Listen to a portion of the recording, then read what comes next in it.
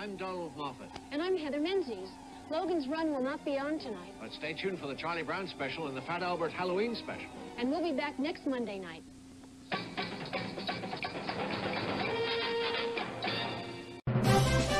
Word Balloon is brought to you by the League of Word Balloon Listeners.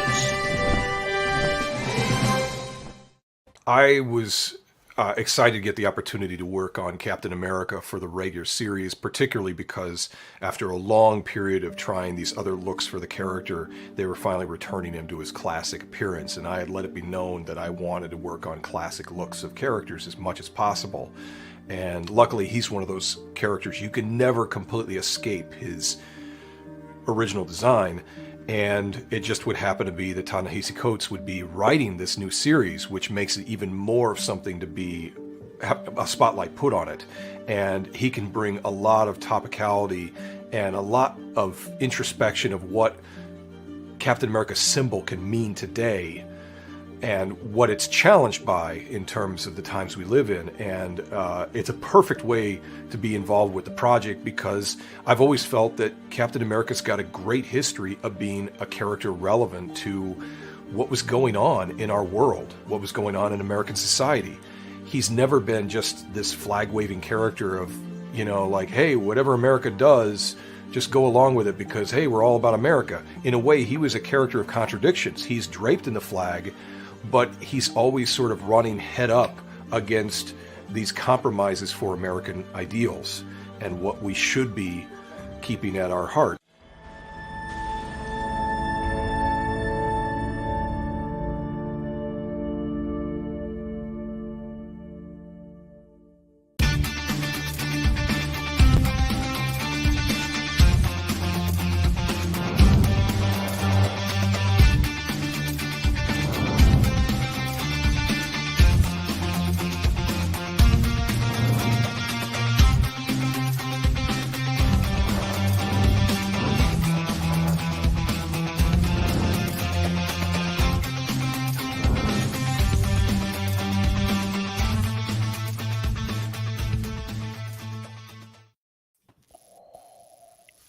Wow. Welcome to the Audio Podcast, episode number 648. Whoa. Welcome to the Audio Podcast. You know, doing Jennifer Coolidge right off the bat, I was watching a Seinfeld with her, and she wasn't doing the crazy voice. She was much more normal. So when we go, wow. Yeah, oh, wow. I thought I was doing Owen Wilson. Wow, Yeah. that's great. Wow. That's what I thought you were doing too. Oh, I thought you were doing Jennifer Coolidge, but Could be her. Wow, that's I think great. it's the same. It's the same. They're brothers and all sisters. right. Oh, that's a different guy. That's true. That's not Owen Wilson. It's that other guy. Yeah. That's right. McConaughey. Wow. Oh, That's great. Wow. Hello there. How's everybody doing? Hi. hey. Good night. Good Not night. bad. I brought This Dr. is weird 'cause Zayas we're- with me today. Oh yeah, I see him. It Oh, good. It yeah. looks like he's got his hand on your shoulder there. He's like mentoring you. He does. A little bit like this. He's a good doctor. He's a good ape. No filthy humans allowed. That's what he already told me. So I had a shower today. I wasn't filthy. Ooh. It was a little bit too filthy to be on the show. Cleaned This up. is what happens. Yeah. This is what happens when we do more than one show in a month. You know. Yeah. True. Wow, that's great. Yeah. Wow. I like that background. The listeners can't see it, but Art's got you can see his Mego collection in the background right Yeah. I moved the camera slightly so I could draw while we pod because I'm under the gun, as they say. I'm hunkering hardcore in the bunker with my junker. I'm hunkering hard, man. I got so much stuff to do, and it seems like I'm never home to do it. Always pulled every which way. And so Every which I'm way here, but man. loose. I pointed my camera Word. at my board so I could draw while I pod. But now I Right stopped turn, drawing. Clyde. Yeah. But this happy area, you're here. Yeah, we're glad you came. Yeah, See man. this- We missed you. Oh, thanks, man. Like this Thanks area for coming out. looked weird without Zayas because it was empty. So I put Zayas there to focus. Yo, Have the kids something to look at. It looks like he's subjugating all your other amigos. Yeah, they're all over there. Those amigos, they're all custom. Some of the top shelf are the guys I had when I'm a kid. And some of the shelf over there are my Superpowers collection. And I got Fred and Barney back there, toys from the 60s on that table. Yeah. So I got these things here because they're always behind me. I just leave them set up because my water heater's behind this big painting. You won't want to see that. It's not as exciting. It's kind of like looking at me with my winter clothes on in summertime because it's real cold in my house. It's real cold in this place. So I have. I want to know if your water heater is painted. It has magnets all over it. There's magnets on my water heater. Yeah. So it's got all my old vintage magnets from when I'm a kid. Yeah, they're all on there. Is it Power painted Ranger up? stickers too. It's not painted to look like the bomb from Beneath the Planet of the Apes. I should do that, right? Onto my God. I should paint a big Don Pedro face on it. Alpha and Omega. Hello, Yoko Chips. We belong to. I remember when I was just telling my son today about that. When I went to that Wheaton show, I forgot what they called it. Wheaton something. It was the Will Wheaton show? Yeah, it's half flea market and half comic show and collectibles. And inside the barns, they had the guest. So I was in there with the guest, and amongst the guests were Nova and Don Pedro, the mutant from Planet of the Apes. Yes. And I was looking forward to seeing Nova. But as I look at them, Nova had her coat all bundled up, her winter coat. She was freezing, and she said, all I heard her say was, they said, yeah, sure, fly to Chicago. And now they have me in a barn in the middle of nowhere. And I'm like, and I'm here, and he just says, these fans will be happy to see you. Just go with it. And that's when I walked up and asked him, hey, can you do a shout out for the Oh Yeah podcast? And Nova says, no, I don't know. And then he says, sure, like this.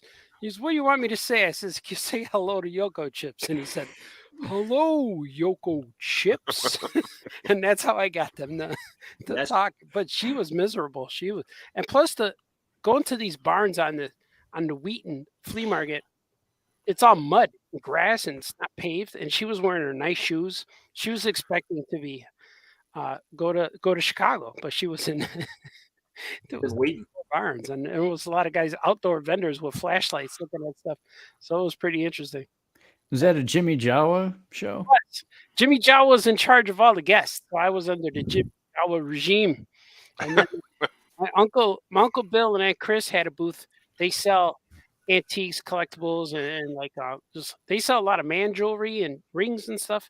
And so they were outside, and they kept coming in to see me. But it's a Zirko show. Zirko was in charge of all the dealers, and Jimmy Jawa was in charge of all the celebs. So me and Nova and Don Pedro were all part of the Jimmy Jawa. He was our guy. We needed stuff. We called the Jawa. Yeah, it was pretty cool. The difference between you and Nova, though, is you knew you were going to be in a barn. Yeah, I looked cool. I had my, sport jacket on, a hat, and a tie, but I had a sweater underneath. I was ready. And Zirko used to buy ads on one of the radio stations that I worked at, and I would have to voice them.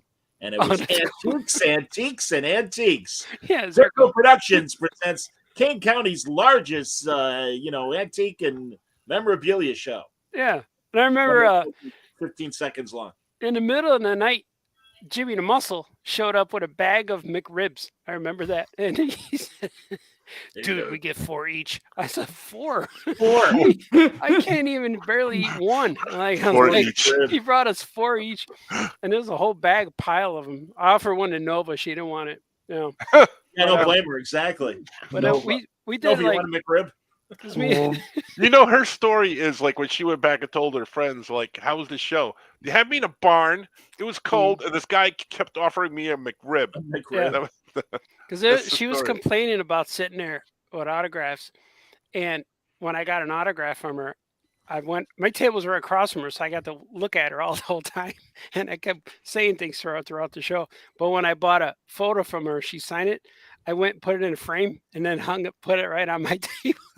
So she saw me. She rolled her eyes like, "Oh my God, what am I doing here?" It was pretty funny. Now, are those shows like 24 hours or are they normal hours? That one is like the midnight show, and the big thing is you shop at night outside with a flashlight, and it's kind of cool. It's fun, and I think it goes from 4 p.m. to 4 a.m.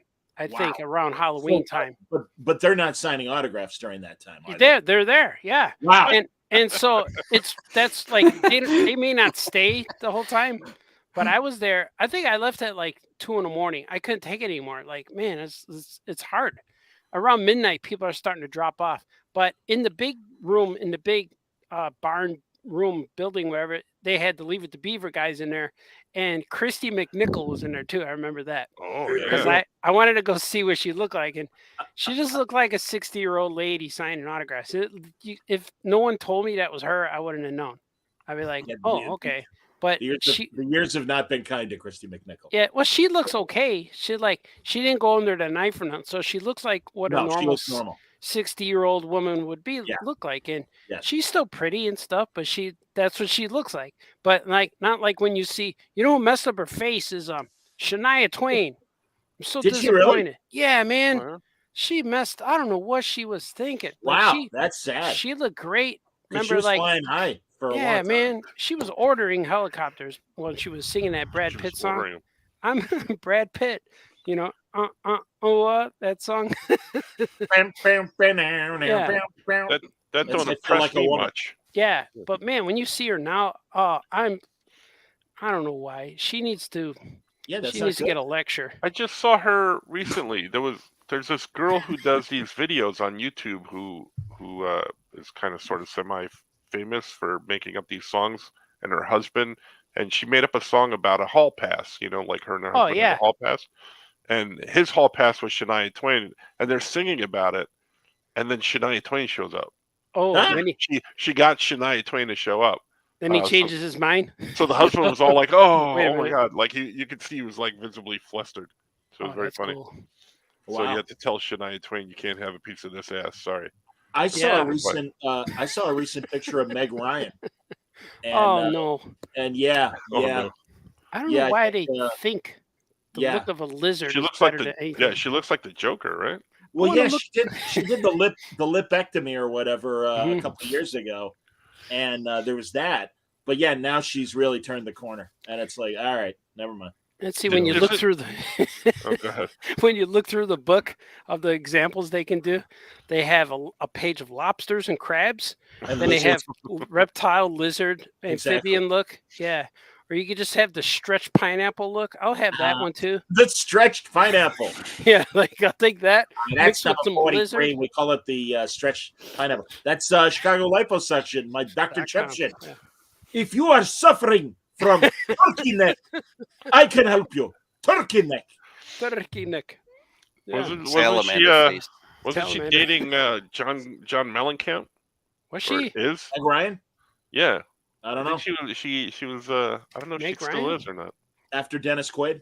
I don't understand why say, you know what? I want to look like I'm wide awake all the time. If you get rid of some of these eyelids all the time. You think they're asleep like that? Yeah, they can. Well, they had those sleeping masks in Hollywood, so they're able to go to sleep, with the lights on. Yeah, I'll take that. I want the lizard look. I want to look like a Spider-Man villain. Thank you.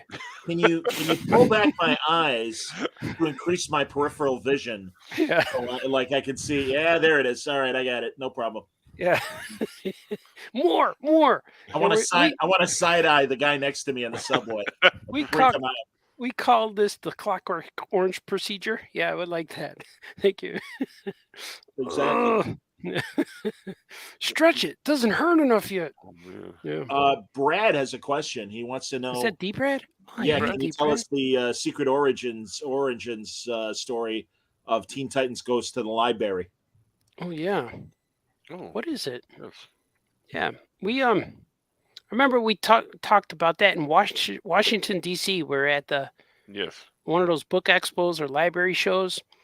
And our DC editors were there. Oh, we were with DC. They were paying our trip, so we were mingling. wine and dining, walking through the Washington D.C. garden, holding hands, skipping. We're doing all that stuff.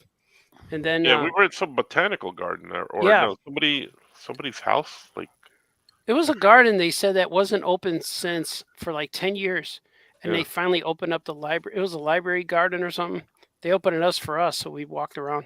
But we were just talking about the DC Comics kids line. That I forgot what they called it. DC Zoom and Ink. Oh yeah, sure. That's right. And then we were pitching all kinds of stuff, and then that one stuck, and that one got them to go, oh, wouldn't it be cool? Yeah, Teen Titans Go to Library, and then it just spun out of control. Yeah, we pitched that, and I pitched the Dead Man thing at the same time. Yeah, they both got approved, so I was like, ooh, double win. Yeah, I think I was still working on Archimaniac, so they didn't want to hear anything from me until Franco told them, or we both agreed, just tell them that you're writing it yourself so we get the stuff approved. Yeah. And so that's what happened. So they didn't want to give me more work because I was already, encroaching. That's a word, right? I was encroaching upon the deadline. It is a word. Yeah. So that was good though. We got the stuff done. That's how it happened. And then a week or two later, we had a contract and it's just stuff like sometimes stuff sticks and other times it doesn't. Like they say it's going to happen, but then it never does. No, and that's a project that took a long time. I just did the proofs today on lettering. Oh, did you? Oh, cool. Today, yeah. But that's a project that was both Dead Man and that were approved at the same time, and we were working on them at the same time. Dead Man came out like a year ago, and this is coming out in January. So it shows you the span of time. Yeah, the book stuff, man, they want it right away. They want it way before anything because they want to promote and show it to all these book fairs and librarians, and then they make preview copies, and then so it's real different than comic books. Like comic books, you get it done, it goes to the printer, and a month later it shows up at the stores, and then they forget about it after that. But books stay, so it's real different. I'm learning that now. Like I'm real busy now. Because everybody wants stuff before June so they could push it. And usually the books come out in late summer, early spring for the schools. So it's kind of nuts, man. It could go like 3 or 4 months with easy. And then all of a sudden, like, all right, remember all that stuff we talked about? We need it next week. Yeah. Man. So that's where I'm at now. I got 4 projects that I can't even do the math anymore. Because I do the math and said, if I could do 3 pages of each thing a day, I could finish. And then I just crumble up the paper and just stay up all night and just vampire it. Couple things. First of all, congratulations, boys. That's pretty exciting. And then also, when is that due out? That Teen Titans library book? January. Is it January? January. Oh, cool. Comes out January. Oh, yeah, man. Artie, are you going to do the ALA show, the American Library Association show? I am. This summer? Yeah. Because I know Franco's coming in town for that, and I'll be there. Yeah, I'm overwhelmed with what Paper Cuts wants to do because they gave me a whole schedule, a list. I got something for every day. They're giving me my own panel, and then I'm going to be on a panel with all of the publishers and people from Paper Cuts. Like I'm one of their guests on the stage. I'm with the publisher, CEO, all these marketing people, and me. So it's kind of like okay, but I'm local, so that they invited me every day to something. But I have a panel that I'm going to talk to libraries about why it's important to have humor books in the library for kids. I'm like, that's easy. I can just say whatever, Yeah. Because most books now want to teach some kind of lesson. And especially when you're talking to younger, but I don't like that. My books don't do that. My books are for a good time. You read them and have fun, and that was silly and that was fun. But I don't want to teach anyone like, no, go home and call your mom. I don't want to do that. I just want to just have a good time. Kids don't want to read those books either. No, they want to escape. Yeah, Artie remembers here in Chicago. I think it was before your time, Skoke, but BJ and Dirty Dragon. Yeah, it was a great 5-day-a-week afternoon kids show, and the guy Bill Jackson, BJ, he created the puppets for the show, and then he had a show called Giggle Snort Hotel, Yeah. After that, and in the middle of Cartoon Town and Giggle Snort Hotel, that's when all the parent groups are like, "Oh no, we need lessons for all the children's programming." And he's like, they're in school all day. Mm-hmm. How about we just make them laugh? Can we do that? And that's why he stopped doing Giggle Snort Hotel, because they wanted more messages. Yeah. In the cartoons, and it's like, no, man, I just want to make them laugh. I want them to have a good time. Yeah, that's what happened with Bozo Circus. Because really, did they do lessons? I don't remember. Right? That. Yeah, there's a history of this, because when BJ and Dirty Dragon, I know it sounds like naughty, but that's what it's called, the BJ Dirty Dragon show. That was local, okay, and then it was like showed on Channel 32. You I don't know what the WFLD, same thing. Right. That's where Svengoolie started too. So they started local, and same with Bozo. But then when cable TV came in the late 80s, mid 80s, Channel 9, which was WGN, had Bozo, and that became part of the cable choice. So you could sign up for cable anywhere in the U.S. and you get that one Chicago show, that one Chicago network that has Bozo Circus. But now cable instilled. I like using all these new words today. Cable instilled the rule that now all the children's programming had to have like 1/3 content was educational. So Bozo had to do that. But at that time too, before cable, BJ Dirty Dragon, BJ Thomas got his big break, and he got picked up by network. I think Channel 7, ABC picked them up for Giggle Snort. Locally, it was ABC, but yeah, you're right. Giggle Snort was syndicated. Yes. Yeah. Once Giggle Snort became network, he changed it a bit to make they had more money, and he made a bigger set, and he changed it a bit. But then all of a sudden, cable showed up and made him change his content to educational, and that's what knocked him out too. So BJ and then Bozo didn't like that, so that's what changed all of the kids' programming. And then the whole controversy with cartoons with G.I. Joe and He-Man becoming commercials for toys, and then the government and all this TV people got mad at that. So a lot of stuff happened in the late 80s, mid 80s, late 80s. Yeah, but they still had the educational, because knowing is half the battle. Yeah, that's true. And the He-Man always had a lesson at the end. Yeah. Like always bring a clean pair of underwear. Yeah, that's right. Was that one of the lessons? No. Clean pair of underwear. You know what I heard too? That those fuzzy shorts weren't really shorts. He was like, that was just him. There was hairy he was man blonde parts. on top. Yeah. Yeah, that's what Beast Man had the same mane of hair as he did down there. Yeah, he was just like Chewbacca. Like, there was a lot of naked characters, a lot of naked hairy beasts back then on TV. And it wasn't well known, but He-Man and Beast Man got together a lot. So yeah, they did. What about Skeletor? How do you explain that one? Yeah, why was this He-Man? Skeletor didn't have a hairy thing down there. He had like it was different. He had a little like bony thing. It was like armor down there. Did he have armor? No, he didn't have hairy underwear too, didn't he? Maybe. I remember he had a belt with things hanging he had down. Armor thing, yeah. Did he have a skull on his belt area? No, but he had bones, like a crossbone thing designed on him. He had a belt on his hoo-ha. That's weird, because if he had a little skull down there, that would be his little head. He'd have a big skull up here and his little skull down there. No, he had like a regular face down there. Was the guy flashing his penis the whole time? Wow. The guy who voiced Skeletor, was he also the Crypt Keeper in Tales from the Crypt? Oppenheimer or something? He might have been. Oh no! I think those guys are created the hydrogen bomb. Alan Oppenheimer, I think. He was. He played Dr. Rudy Wells on the $6 Million Man and the Bionic Woman. Oh, really? Yeah. Same guy? He was the doctor that gave. Well, in the pilot, it was Martin Balsam. Oh, I think some of these guys are going to be in Cincinnati. I think they're going to be there. Yeah, I'm not sure. I saw him somewhere. He didn't have a skull on his tunic. He just had his armor. Oh, he had his armor, and he had a skull head ram thing that was. There you go. Yeah. Is it still called a tunic if you only wear one? I think so. Yeah, Artie, I was going to tell you a funny story about our mutual friend Corey Barba had a similar story. Years ago, he had a son, Eli, and they were trying to get Eli like interested in math and stuff.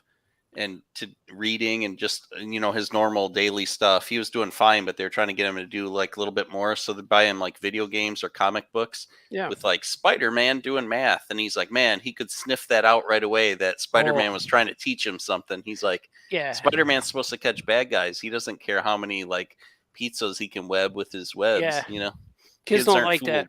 Yeah, kids aren't fooled by that. Yeah. Kids don't like it. I like that Spider-Man became the villain to this kid. Yeah. That's how he becomes like a super villain, because like Spider-Man was trying to make me count. It'd be like Spider-Man showing up to your local comic book store without his web shooters. It just doesn't happen. Yeah. Unless it's his day off, because that happened. Yeah. Chip Zdarsky, Artie, and Spoke, he made Spider-Man feel like an enemy to me, because he had a whole page in one of his Spider-Man comics where Spider-Man was explaining how much he loves ketchup on hot dogs. And why. Oh, no. You know why? Because he's from New York. Thank you very much. They don't even put ketchup on there. They do that brown mustard in over there. They do the brown mustard. And they got the ketchup here. Well, they got Take the it red from a New Yorker. Too. Come on. That red sauerkraut onion kind of sauce. That they I don't know. Yeah, but that's like with ketchup too. Nobody knows what that is, though. But one of the ingredients is ketchup, though. Crap. In Toledo, we just got a barrel full of hot dogs that we eat. Hey, what does Johnny know about New York hot dogs anyway? He doesn't.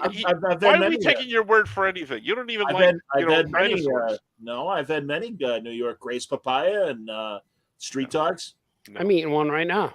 No, Artie, you just can't see it. You missed it on the last show. All I see is Zayas. Johnny doesn't like dinosaurs. He hates Jurassic Park. Oh, God.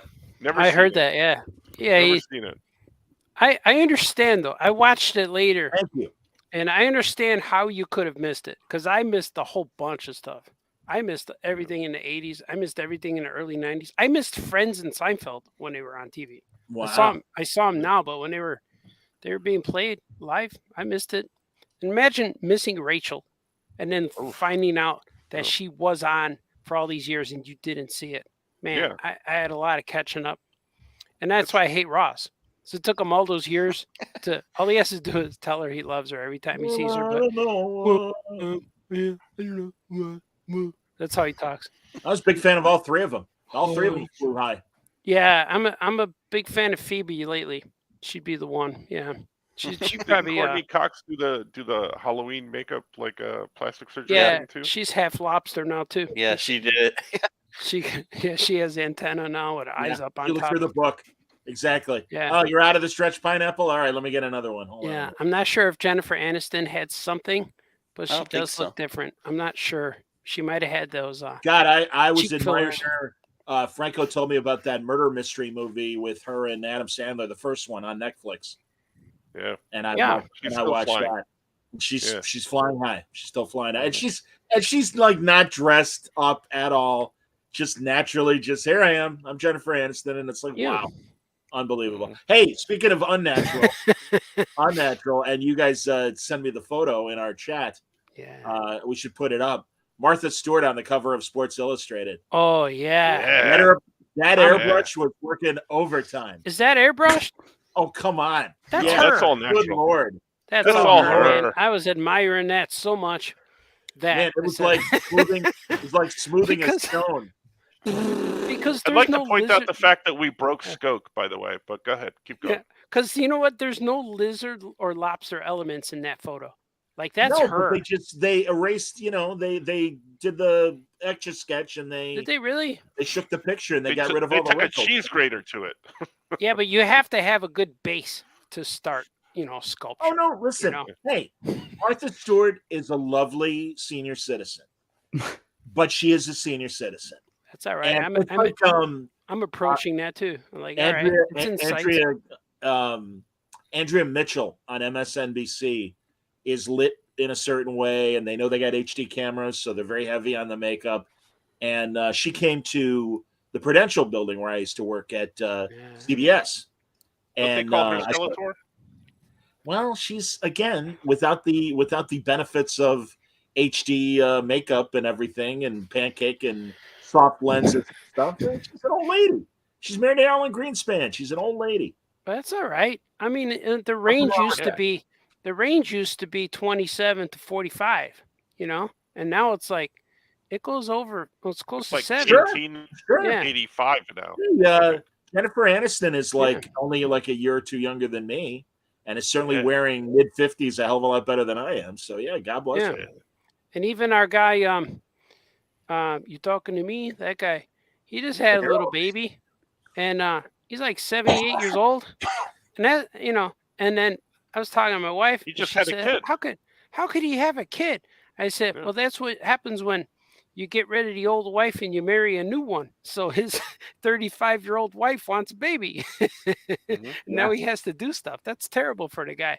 And it's terrible for the kid, too, because the kid's going to go to kindergarten or her dad's going to be, whatever. Something. It would be terrible for you or I. Yeah. It would be terrible for you or I. But him and his money and his legacy, he never has to watch that kid or change the diaper. That's true. Yeah. But that's what happens.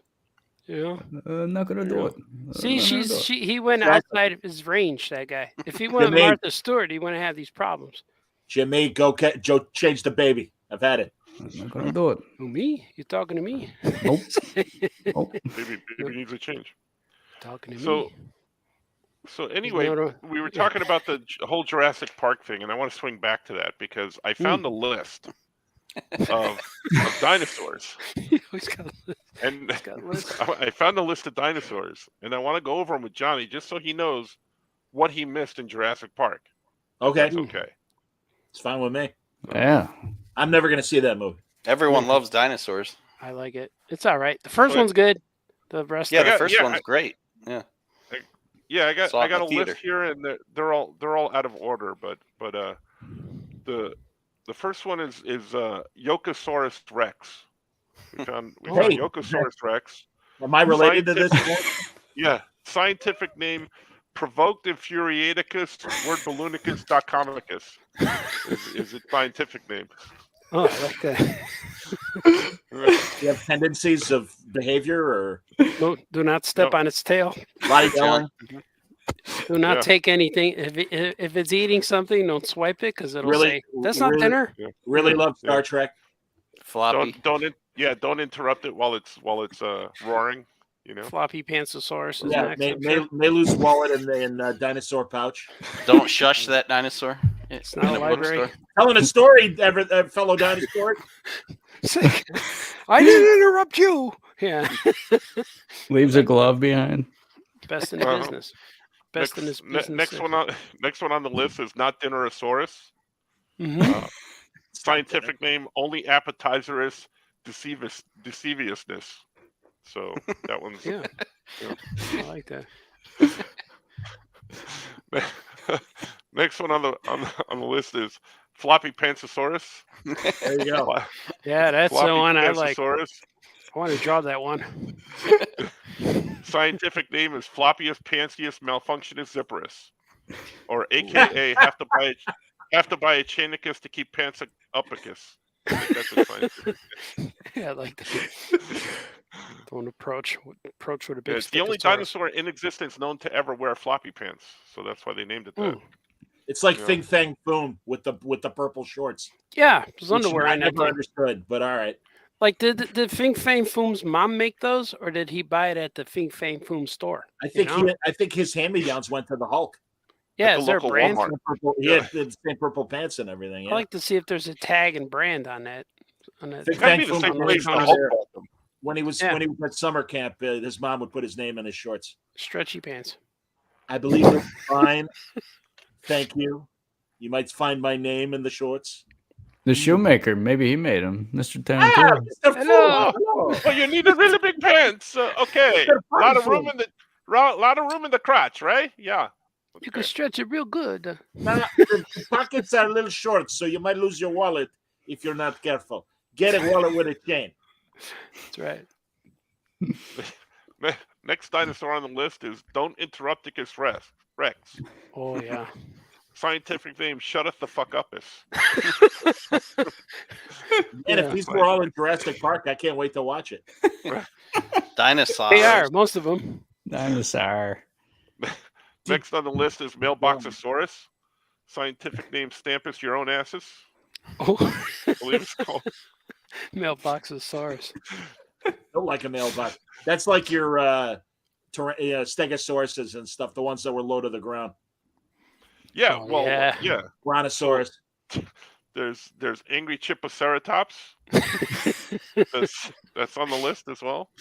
It's irascible enraged furiosus. That's its scientific name. And then finishing out our list, Johnny, is Good Hairosaurus.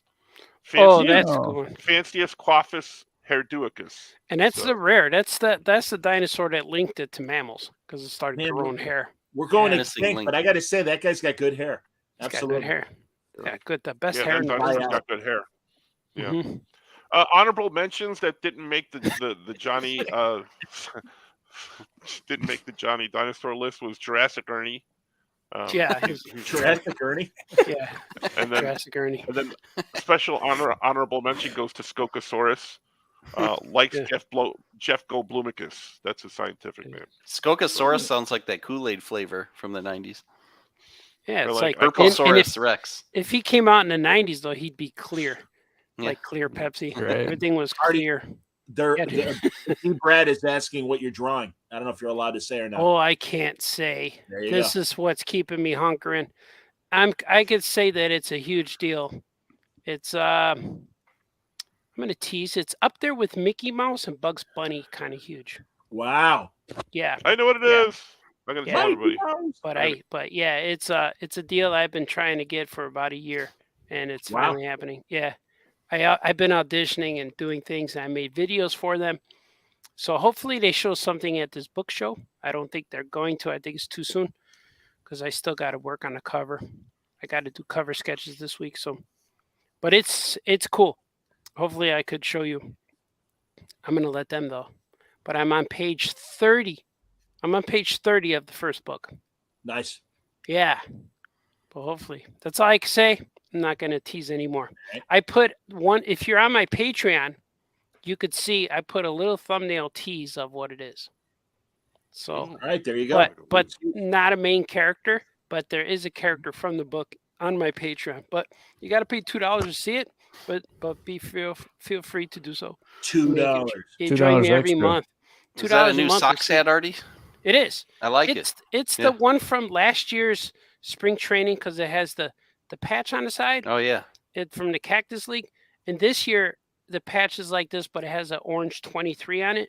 So, but it's the same training hat. And they also have this hat without the patch, which is a batting practice hat. So I like to buy the hats. Yeah, it's the newest one I have, so it's cool. Fits really nice. Cool. It's mesh. Yeah. And D. Brad wants to know what Franco and Scooter are drawing. How do you know I'm not drawing? Something. I'm drawing a guy skateboarding, but I can't show you. There you go. Drawing a bath, maybe. I'll draw boys and women. I can't show you either. Sorry. We will serve no wine before it's time. Yes. Yeah, I'm going to probably do a live show with Jamie Cosley on Wednesday. So I'll probably drawing some stuff then because we're going to be announcing our location of our secret convention. So it's kind of cool. D. Brad wants to know, what am I drawing? I'm drawing a crowd with my stories. Right. For Artie and Skook and possibly Skoke, I saw a movie on Amazon Prime this weekend. The movie Air about Nike and Jordan. Yeah. Is that cool? I liked it. Yeah, it was. I want to see it. Pretty good. My brother said it's good. It's and it's Matt Damon and Affleck plays Phil Knight, and Jason Bateman is in it. But the big surprise of how good he was, honestly, Chris Tucker.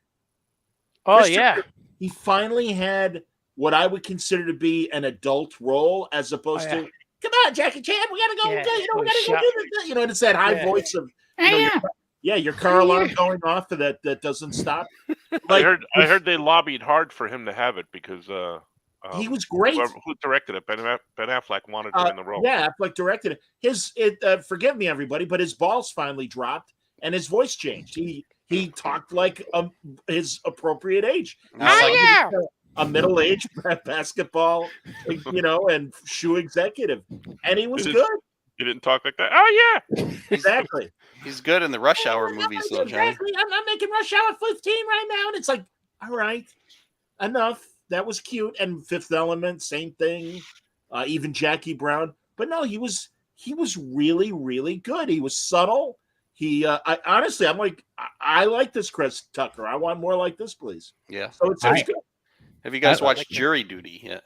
Sorry, Skook. Pauly Shore? No, the series on Amazon free. It's free on Amazon. It's called Jury Duty. It's a series. It's a fake jury is set up. All the people are actors except for one guy, but James Marsden plays himself, like an arrogant, pompous version of himself, and it's super funny. The whole thing's funny. Is it like a reality show? Not really. It's the writers of The Office wrote it, so it's all scripted, and they try to make this guy go through this jury, and they throw all these weird situations at him and see how he reacts. It's good. I'm surprised you haven't heard about it. Everyone's talking about it. I'm never going to see that. No, watch it. It's free. Trust me. You know what's been really good? I started to watch it. Is Muppets Mayhem on Disney Plus. The Dr. Teeth and the Electric Mayhem have their own show, and it's really good. Oh, cool. It's funny. I'm up three episodes in already, and I'm like, this is pretty good. That's pretty cool. good. That's cool. We just watched the movie called The Art of Self-Defense with Jesse Eisenberg. Yeah, the Lex Luthor guy. He's in it, and it's really cool. And I don't want to say anything about it because any little tidbit will spoil. But we watched it. I watched it with the boys last night, and they just put it on, and like, man, that was pretty cool. Yeah, it's good. It's good. Speaking of Lex Luthor, did you hear that Bradley Cooper turned down the role of Lex Luthor in the James Gunn movie? I heard that. Yeah. He didn't want to shave his head. Oh. I don't know. Good. We don't need him. Get all right.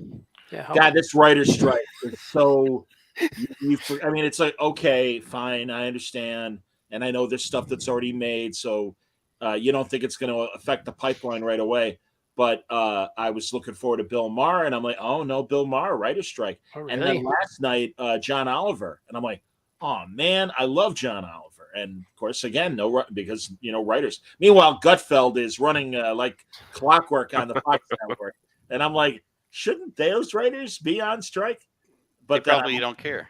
Yeah, or they don't exactly. Or my thought, Scoot, was that maybe because it's a news show, that it's not affected. But if you can call it a news show, whatever. Yeah. Is that what's been happening? Like I've been seeing a lot of news about Jimmy Fallon and the late night shows. Yeah, is that what I've been seeing? Yeah, they all went dark because they need writers. Which Saturday Night Live, all of them. Yeah. Oh wow. And Saturday Night Live ended prematurely, and they had like the 3 hosts that they were going to do the show, but none of them will do it now. And Drew Barrymore backed out of the MTV Movie Awards, and they ran it, but it wasn't live like it normally is with a big crowd. Oh yeah, I heard that too. Yeah, it was so weird. It's so weird. It's so weird. It was like a clip show or something. Yeah, exactly, Artie. It was like the booth announcer. All right, the nominees for this whatever. And they show the clips, and then all right, so Jennifer Coolidge won for breakout character actor. And they were, oh wow, I won. Wow. Oh wow. And they cut to these pre-recorded acceptance speeches, and then at the end of every acceptance speech, it's like, my career is dependent on writers, and that's why I stand by the writers and everything. Oh, wow. CNN is still showing comedy shows. Frankly, so many good programs. You get some good town halls on there, I hear. A lot of people are saying. Yeah, I know. Yeah, Caitlin Collins was like, she's like the coyote after the Roadrunner like runs over him and everything, and she's just like flattened. And Trump beep beep.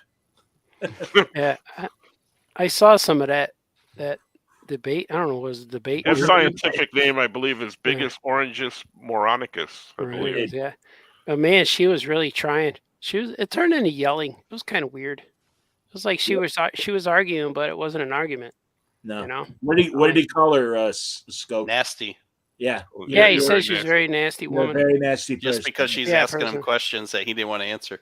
Right. Yeah. Although, as I'm learning more and more, I guess they told the audience, please don't boo for the people that disagreed with him, who apparently there were some people there, but they were asked not to boo. And it's like, man, you guys really don't understand.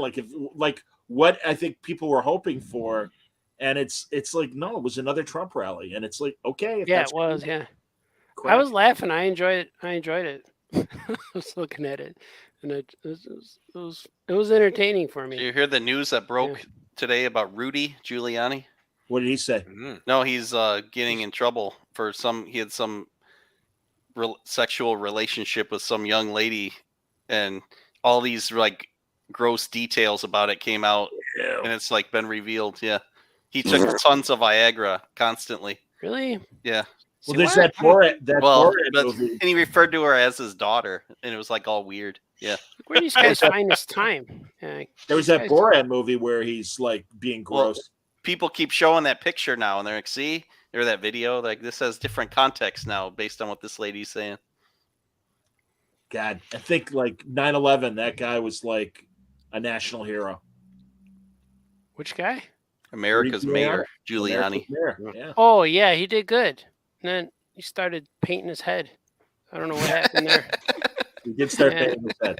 But I don't know how these guys get, like, they do stuff and then they just look ridiculous online. Like, I don't understand how people who have their position and leadership, and then they look like buffoons. Like everyone who talks on camera now, on any show, no matter who you like, they just look stupid. Like every person up there. Stupid. So I don't understand how that. And then they get taught. They get in trouble for touching butts. I'm like, how does that happen? Where do they have time to go do these things to these people? That's what where do you find all these butts? Yeah, like I'm home trying to finish comic books, and these guys are getting in trouble every day. Like, man, what's happening? Like, how do you have time to leave the house and go do stuff that get people upset at you? Or just stay off of the internet. I don't understand. There's a lot of guys every day getting in trouble on the internet for saying things on the internet, and just unplug your phone, man. Just leave it home. Stay home. Touching butts. Yeah, touching butts. I don't understand where they go and do these things. That's my favorite book of poetry, Touching Butts. Touching butts. That was the lesson. That's the moral lesson of the podcast. That's our contribution. Yeah, the art of touching butts. Yeah, get back to drawing and stop touching butts. Yeah. Speaking of blasts from the past, speaking of Trump and Giuliani, did you hear about the new guy that's coming back in popular culture? Hulk Hogan? Jamie Foxx. The Hamburglar. Cable guy. Hamburglar? Yeah, McDonald's is bringing back the Hamburglar. Did you hear but about not this? Ronald. Time, finally. Is it controversial? Well, I don't know, but I know that they got rid of him for a while, and for a while he was like that really doofy. He was like an evil witch troll or something. He was like real goofy, like they made his face because he looked made like him a real evil robber guy. Yeah. And then they brought him back, and he was like, he had this goofy smile on his face. Yeah, he was like a cute young boy. Yeah. But now they're bringing him back, I guess, original style, where he's going to be stealing hamburgers. Well, again, good. They need to bring back Captain Cook too. Yeah, I got research on because I started looking it up because I'm like, they're bringing this guy back.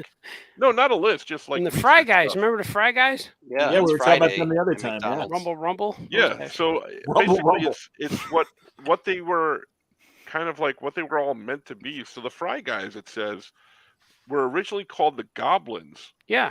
These characters were known for stealing French fries, although originally introduced in 1972, they came back known as the Fry Guys in 83. So they were Goblins in 72, Fry Guys in 83, and then the Fry Kids in 87. Oh. So they renamed to the Fry Kids. Because they made one of them, they were like almost like Pac-Man ghosts. Because I know when they came back, they had one girl one. I remember that. And I remember they were used to be stools. You would sit on their heads when you go to the McDonald's. And I think that's why they got rid of them, because it was weird. Because you were sitting on little kids. Yeah, I like those. Sit on my face and tell me that you love me. You could spin on them too. Sit on and spin. Sit and spin. That's where the original. If you sit on my lap today. Yeah. You mentioned Captain Crook. Captain Crook was reminiscent of Peter Pan's Captain Hook. Captain Crook contented himself with stealing. He was another guy who would steal stuff. He was a thief. These were bad stealing guys. filet-o-fish sandwiches from the good citizens of McDonald Land. Yeah. He was known to spar with Officer Big Mac. I was going to ask about Officer Big Mac. Yeah, often escaping on his ship like a captain would, like a good captain would. Unfortunately, he was dropped alongside his nemesis when McDonald streamlined the characters in the 80s. Yeah. So they got rid of they had Mayor McCheese. Of course. I remember him. And Officer Big Mac. Officer Big Mac, absolutely. If they release him now, he would be called Thick Mac. You know, because it's can't say big anymore. Yeah. Mayor McCheese is maybe a mayor, but he's also an enormous cheeseburger. Yeah, he is. With a top hat and a sash. They would have to call him the Impossible because meat might insult somebody, so we're gonna add some veggies to him. Yeah, we're sorry that we had to. We're eliminating. Oh, I forgot something. Meant to say. It wasn't our intention to have the vegetarians believe they couldn't enjoy Mayor McCheese. So, was there a milkshake character on the group? That's Grimace. Grimace is a giant purple character, of but course he's not. He used to be brown. People used to think that he was like a spilled milkshake or anything, but it was only recently revealed. Well, actually, back a few years ago, it was revealed that Grimace was revealed to be modeled after a taste bud. So it's one of the taste buds in your tongue. Ugh. He was a spilt shake because he was brown in the beginning. When he debuted in 71, he was originally known as Evil Grimace, although the character continued to evolve through the 70s. But by the middle of the decade, he was a beloved and major character. But at first, he was evil.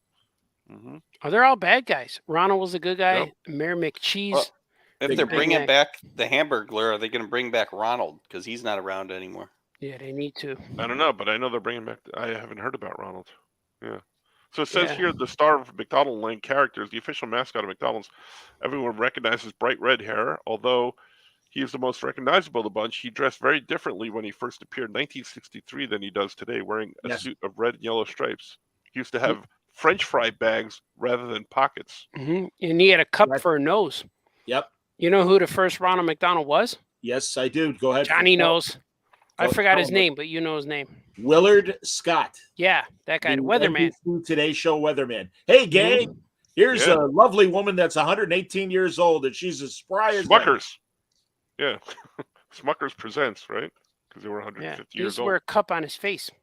A cup on his... He was in Washington, D.C., I think, before New York. And that's where he was. Yeah. Is he still alive, Willard Scott? That I don't believe so. I believe he has left this mortal coil.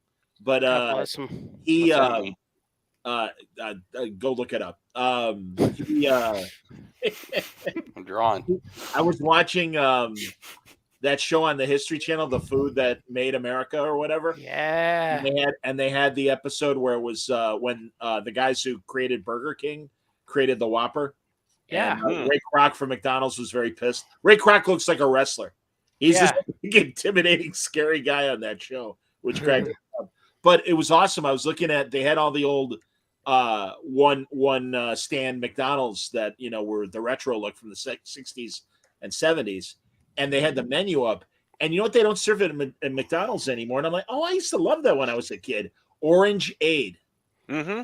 Oh, yeah. And it bums me out that they don't have Orange Aid anymore because it was good. I used to love that. I would get that all the time. Yep. They have High C Orange.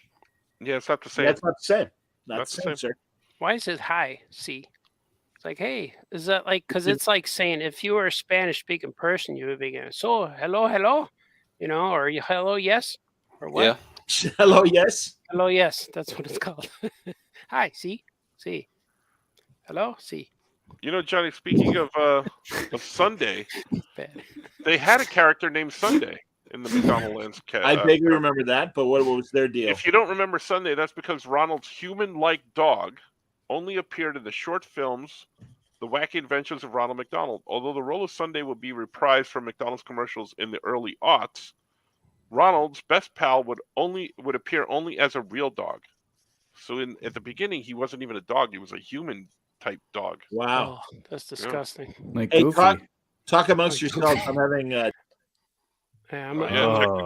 I'm a bit offended by that the human dog boy. Mm-hmm. So then the Hamburglar has long been known for stealing hamburgers, but in a cute and lovable way. Debuting in 1971, making him 50 years old, over 50 years old. Originally Hamburglar? Originally designed to be an old man who spoke gibberish, the Yeah. Hamburglar was reprised in the 80s to be a Dennis the Menace type child. But in the last 10 years, the Hamburglar was grown up. In 2015, new images were released of the character sporting stubble and a fedora and high-top sneakers. Really? The new guy? Is he out yet? He's coming. No, that's how he was in 2015. But now apparently he's coming back now. He's coming back. You know, when I take my boy to college, there's the original Burger King is in that town, and it's nothing like the Burger King we know now, but Burger King was stolen from them, much like the way Ray Kroc stole McDonald's from the McDonald guys. But when I went to, every time I go there, I go to the original Burger King. The food is good. It's got cheese fries and stuff. It's not, they don't have Whoppers and stuff. It's a different menu, but the Burger King and the way they cook and everything is what they kind of stole, the gimmick. And so they have a court order that it's been around since the beginning that there can't be any Burger Kings.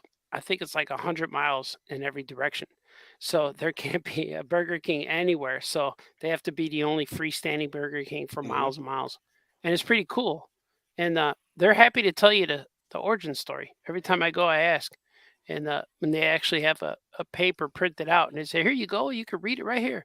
But it's just like the Ray Kroc movie, that Founder movie.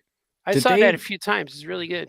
What about Burger King? Did they have any characters? I don't remember. I went down any. to the polls. So let me finish this list and then we'll go there. They used to have the Burger King. Do. Yeah. And they had Kid Vid and those guys. I had pillows when I was a little kid. I had pillows of all these guys. It goes back even further than action that. figures. So the last guy on the McDonald's list was, you guys remember Uncle O'Grimacy?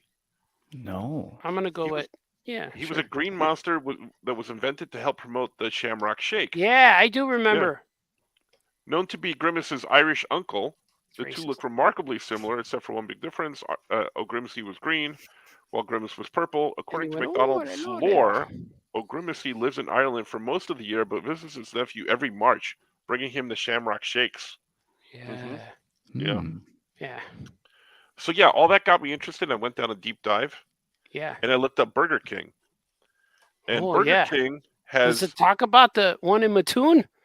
No. I only looked up the characters, so I didn't look up the origins. The origins, so they have the Burger King Kingdom.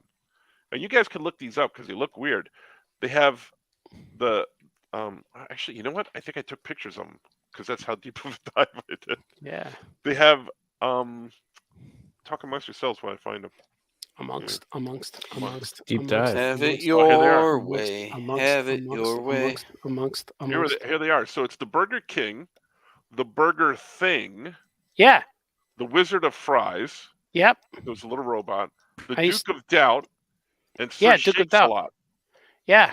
They used to. I used to have little bendy toys of a lot of these guys. Yeah, that's him. But before that, there was characters in the 70s that were before those guys. Those guys were late 70s, early 80s. But there was a little chubby Burger King who was a little fat guy with red hair. Look up him. You can find him. He's the original guy. And these guys traumatized me enough that I decided not to look up anymore. Those were characters that were humans dressed as them. But there was an animated guy.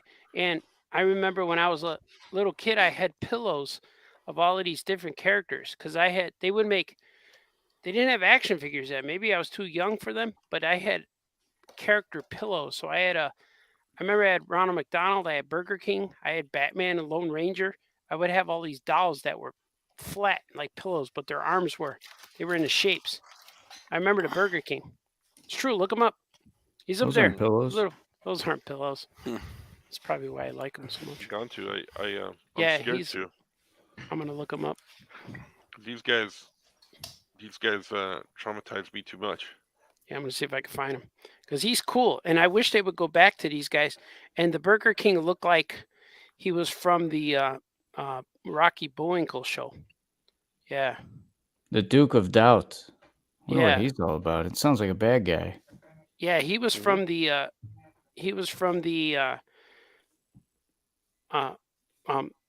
80s. And there's a lot of. It was before they had that big creepy guy with the big face that they always use in those commercials where the guy wears a big Burger head. King himself. Yeah. Yeah. But I know I'm looking for him, and here he is. I found him. Here he is. I'm going to show him to you. That guy right there. Oh. Here he is. Oh yeah, I remember that guy. Yeah. I had a big pillow of this guy. Yeah. So he's influenced me in cartooning wise because he went through it kind of went into. They might have even had the Rocky and Bullwinkle people design him because I know that it was around a time with the starfish for the tuna starfish, and then the pelican for the pickles, that big bird. It was all around that time where all of these style of animation all looked the Vlasic pickle commercials. Yeah, all of the animation looked similar, and same with they all look like Jean Lafoot from Captain Crunch.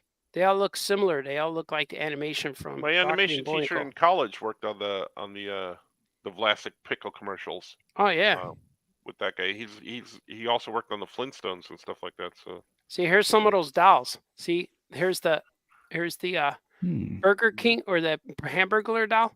This is the doll I had when I was a kid. The Burger King. I might have had the bank robber guy, but I can't remember. I just had a bunch of them. That's what I would get as toys.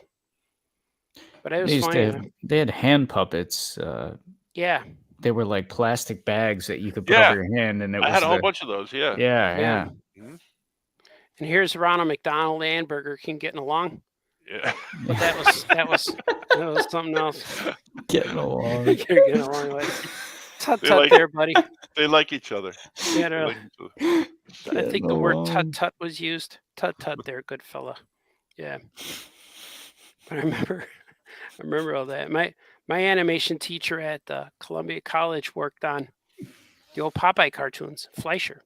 Mm-hmm. So I kept taking that guy's class every time I could just take it. I'd take cartooning 1, cartooning 2, whatever he was teaching, I would take it. And then the last week or so of school, he would just show us cartoons. And he worked on Fleischer Superman. So he was an animator. And I remember when we put all of our work on the wall. Like every class, you put your work on a wall, and the idea was, if you're consistently good and people will see your artwork and know who did it without asking who did this. And there's a few of us, but I was one of the ones. He would always look at my work and point at it, touch it with his finger, and look around real close at the class and just point at me. He goes, "You're going to be doing this for the rest of your life." And he goes, "Okay." And that's all that he would comment on my work. And he knew every time I put up which one was mine, which was kind of cool. Yeah, develop a style, a terrific style. Yeah. Zayas says the same thing to me every day. But he calls me a filthy, stupid human. You're going to be doing this forever, filthy human. Finish those deadlines. Now go sit on those eggs. Mm-hmm. Zayas, the real Zayas isn't here to do the voice. No, this is a custom Zayas too. This you made it. Looks good. Yeah, the head and the body is original Mego, but I didn't have the suit, so I got an orange shirt. Let's see where I got. Oh, it's a Apes shirt, but an orange. But this vest is a Hutch from Starsky and Hutch. Oh yeah. And the patches are from I forgot where they're. Oh, they were custom. Oh, I know where. There's an artist named Sandy Carolla who did that Batman Dead End, that movie where Batman fights aliens. And Predator, he would make his own Mego stuff, carve the Mego heads, make costumes. So he made this vest. So I bought it off somebody who got it from him. And so I assembled this Dr. Zayas all together. He has orange pants from like Robin Hood. And then the boots are Zayas. They have the hieroglyphics on the side. Yeah, those look cool. So I put them together because Mego never made a Zayas with an orange suit. So this was my custom. This is my custom Zayas. And the body is a Mego body, but it's not Zayas because he doesn't have the fuzzy hands. But I made this at Mego Meet. And that was always one of my things. Like, I have to be able to make a one character at Mego Meet just based on the parts I find. So this was one of the guys. So he looked cool. He looks good. Yeah, he looks good. It looks more like screen accurate. Because I got another guy. I got another Zayas who's store bought, and I'll show you comparisons. He doesn't quite look the way Zaius is supposed to look, but or maybe I can't show you because he's here he is. He's popping out here. I see him. I feel like he's broken. He is. Why do Mego do this to me? Make a floppy guy. This guy broke by sitting on the shelf. So here's the one that Mego. Well, this is the reissued Mego. See, weird. White. So did he? He never wore that. Did he? He never wore that. No, even in the cartoon he wore orange. But look at his legs all. I don't know why he's broke. They break sitting on a shelf, man. So, but he has the hairy hands. And see his body's a little more beige hands compared to his hands. Do they have like in their joints, like the knee joints? Do they have rubber bands in them, or is that only in the hips and body? It's just the hips. The way the rubber bands go from the shoulders to the hips, they crisscross, and so it has tension. But right now he's broken. But this guy's on a vintage Mego body, which are way better than the new body. So he's because I was wondering why the legs break because they're not held together with rubber bands. Cause they snap because there's joints. So you can probably see it's like a round joint there. But this guy, I hate when they just break. This guy's just sitting on my shelf and he broke, which kind of sucks. And I got another mutant guy around here. The mutant guy. This guy's like a Don Pedro kind of guy. Unto my God, there he is. Oh. Yeah, but he has the mutant head. They made another mutant that has the skin like flesh. But this guy broke too. He's got a broken arm. I don't know why these new guys, they just break. So I don't know. You're not supposed to play with them. You're supposed to look at them. That's probably why they break because you played with all of them. Because I'm playing with them, yeah. But this guy's cool. I like the way that this guy came out. Because I like that the parts are on from the other guy. Yeah, he does. He does. Yeah, he sits here, chills. He likes it. He likes hanging out with me. Yells at me now and then, but he keeps it together. He's trying to sit on a smooth surface, so it's not really doing well. That other Zaius had a lot of hair coming out of the sleeves. Yeah, they give him fuzzy sleeves. Too hairy. Yeah, he's overly hairy. Like fashionable. Yeah. I like him though. When I went to see the apes in the movies with the family, I had him in my front pocket. This guy. So nobody wanted to wear apes but me. They were just laughing. Dad, you're gonna wear that in your pocket? Like when we saw the Dawn of the Apes. But he's cool. I like them all. And I got these new guys too. I got a new ape soldier. Ooh. Oh yeah. Yeah, I got a whole bunch. I got all my I don't know why I have all my apes on the same shelf.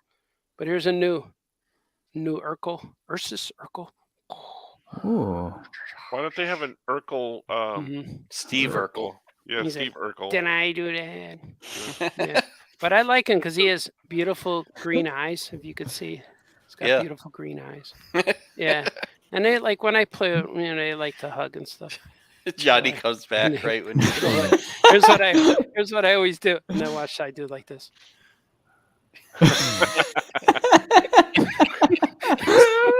What are you doing? I was unpackaging Batman toys one time, and my son was watching. He said in his room with his roommate, and I opened up one toy and I said, "It's like I did like I went like this, I'm Batman," and the guy said, "No, I'm Batman. I'm Batman. I'm Batman," and they both like. We could both, and then I play music. We could both be Batman. How deep is your love? And I go, so anyway, and he said, "Dad, I was watching you unbox your Batmans," and they started to kiss, and then they both went, "Oh, sorry." Anyway, and he said, "My friend that looked at me and says, is that what your dad does in the basement in his art studio?" And he says, "Well, he did that today." Sometimes I always like when I buy toys and guys at the Mego meet, and I always show their face and just make them kiss like that. Everybody freaks out. What are you doing? And they all go, ugh. Yeah. Hey, speaking of Batman, we actually have a special guest. Really? Yeah, that I want to show you. Hold on. Yeah, I can tell. Yeah. Oh.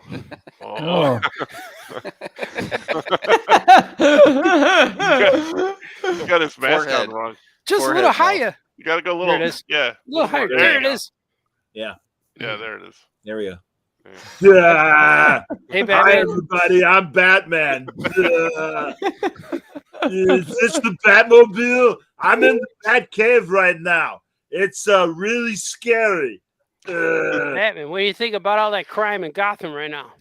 Well, I'm glad you asked, citizen. I'm very concerned about what's going on in our fair city right now. It's like Clutch Cargo. Yeah. You want to get nuts? Let's get nuts. Let's get nuts. So Batman, who's the worst criminal, the Joker or Ezra Miller?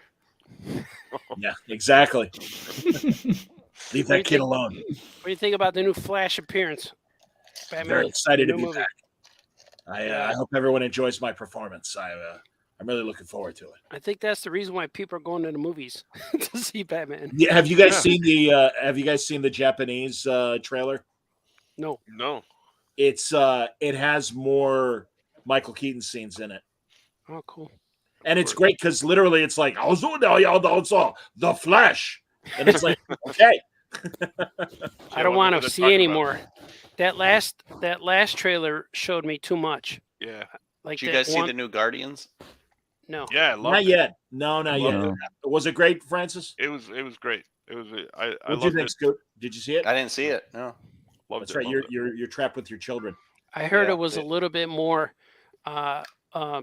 beyond PG-13 than we're used a little bit.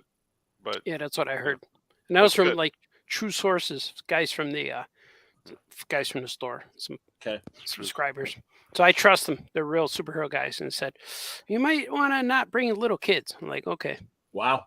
And we're only 3 weeks away from Spider-Verse. Mm-hmm. Really? Yep. Yeah, early June. Wow, that's great. Wow. I'm excited. I was going to be in that. I was going to be Spider-Gwen. Wow. And then the Indiana Jones is coming too. That's in June, right? Wow, everything's happening in June. So you were speaking about the Batman commercial in Japan and the Flash commercial, but yeah. Well, yeah.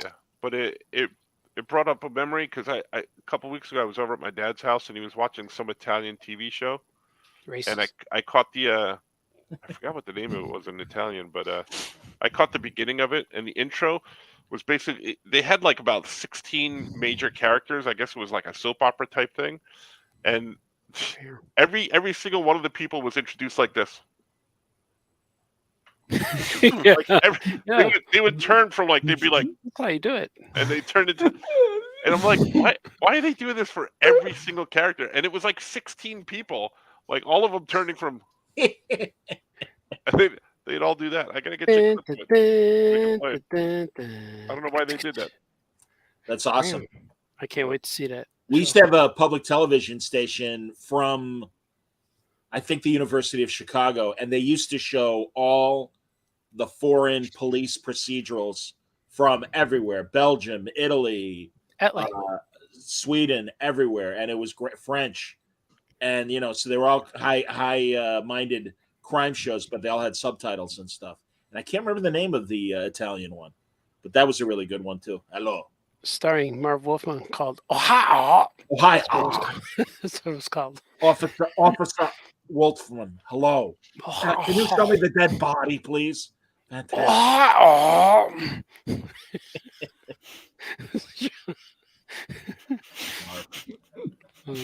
Gotta love Marv. You gotta. There's no other way around it. You have to. You do. It's required. Mm-hmm. I guess maybe we'll see him again in San Diego. I was gonna say, yeah, man. I love him more than Chris Claremont, and that's the other guy you're required to love from the 80s. Oh, you love him more? I love Marv more than I love Chris. Yeah. Oh. No disrespect to Chris, because we had a very nice word balloon conversation. But you still love him, though. Yeah. Well, yeah. I love Marv more because I love DC more. Do you love Virgil? No, I love Virgil. No. I feel bad for Virgil because I know he's suffering from dementia. Oh, is he really? Yeah, Dr. Dementia. Yeah. Oh. Yeah. See, I knew I understood him at some kind of level, but I'll forgive him for what he's done to me and you and the community. No, sorry. Yeah. He talks about that. Here, this far, no father. No father. Jim Lee's going to be at Cincinnati this year. That's right. So is Christina Ricci. You know what that means? Christina Ricci style. We get to eat with them. They'll know all about Harold's Chicken. Yeah, I'm going to talk to Christina Ricci about Harold's. Definitely, that's the best was LeVar Burton talking to him. You know who else is in Cincinnati? Me. Wow. Oh yeah, the return. How long's it been, Frank? Like 5 years? At least. You went once, right, or twice? Yes. Once. Yeah, that was. Wow. Yeah, scoring's great. Oh yeah, comics is a big presence there since you were last there. Yeah, last year's Cincinnati too was the best. It was like a good show. Like it was like a C2E2 show for me. Who were the celebrities? Last year was Kirk. That's what I've heard. Every time you have Kirk at a show, it's going to be a great show. That's a big show then, yeah. Yeah. Brent Spiner is there this year. Is he? Data. Hello, Data. Yeah. And Christina Ricci. Yeah, Christina Ricci's made her. Boy, I'd like to. Paul Williams. I'm gonna. Paul Williams. Was he? That's right. Paul Williams is there. At me. Ming Na Wen will be there. Is she I there love too? Ming Na Wen. Yeah. She's great. I love her. Let's stick with Paul Williams for a minute. Let's do some. Hey. What the world needs now is love, sweet love. Why can't I have the weapons? Go away. Voice of the Penguin. Was that Planet of the Apes? Go He's away. Virgil. Yeah, you're not Virgil. He is. Is he Virgil? Virgil's Yeah, the young... he's Virgil. Okay, because there was also, and I forget what his name was, Zira's nephew. That's the Lucius. Yeah, that's that's Lucius. right, Lucius. That's right. That was Yeah. Lucius. Don't then, trust Dr. anybody Milo. over 30. Dr. Yes. Milo would have say so. He's the voice of the Penguin on the animated Batman series. Is this true? Chris says Jamie Farr says. Well, Is he? He'll be there in spirit. Yeah. Oh man, maybe. Yeah, maybe he's temporarily unavailable. I heard. Yeah. Oh yeah. Just to Temporarily. you. He found out you're not going to be in Cincinnati, so he's showing up. Oh, that Yep. sounds about right. Yeah, Guy he's hates kinda- me. he's Jamie Farr mad. hates me. He's mad at me. The best part about all that is you have a story now. You know, That's Me right. too. because Yeah, if you like did a the Bible. cameo, you couldn't. You know, you'd You know, show it and it'd be I done. was thinking about that, and I think I might have a theory on why he hates you so much, Scope. Tell me your theory. I'd love to He know. probably saw Spring Break Lawyer. He probably saw it, and he's like, "No, I don't need to talk to this guy again." Well, if you learn if you were wearing a flesh cup, I would also be disappointed. But if you Hey, go on if you were going bare, that would have been better. You know? I saw, speaking of Spring Break Lawyer, I saw one of those celebrity biography YouTube things, and it was all about oh God, what's her face? Adrienne Barbeau. Yeah, my coffee friend. The judge in Spring Break Lawyer, of course, as we all well know. That was Adrienne Barbeau, wasn't her? Oh yeah, She's more well known as. Well, yeah. now I know. When the next might time have I been see the her. biggest celebrity in Spring Break Lawyer. I think she's bigger than Judah Freelander, who I know is also in Spring Break. Skoke was in it, so Well, I'm aware of that. Other than me, yeah. That's Yeah, why I of course. like it. Mm-hmm. I think you're right. Oh, Ed wants to know what the scoop is on the new Apes comic series.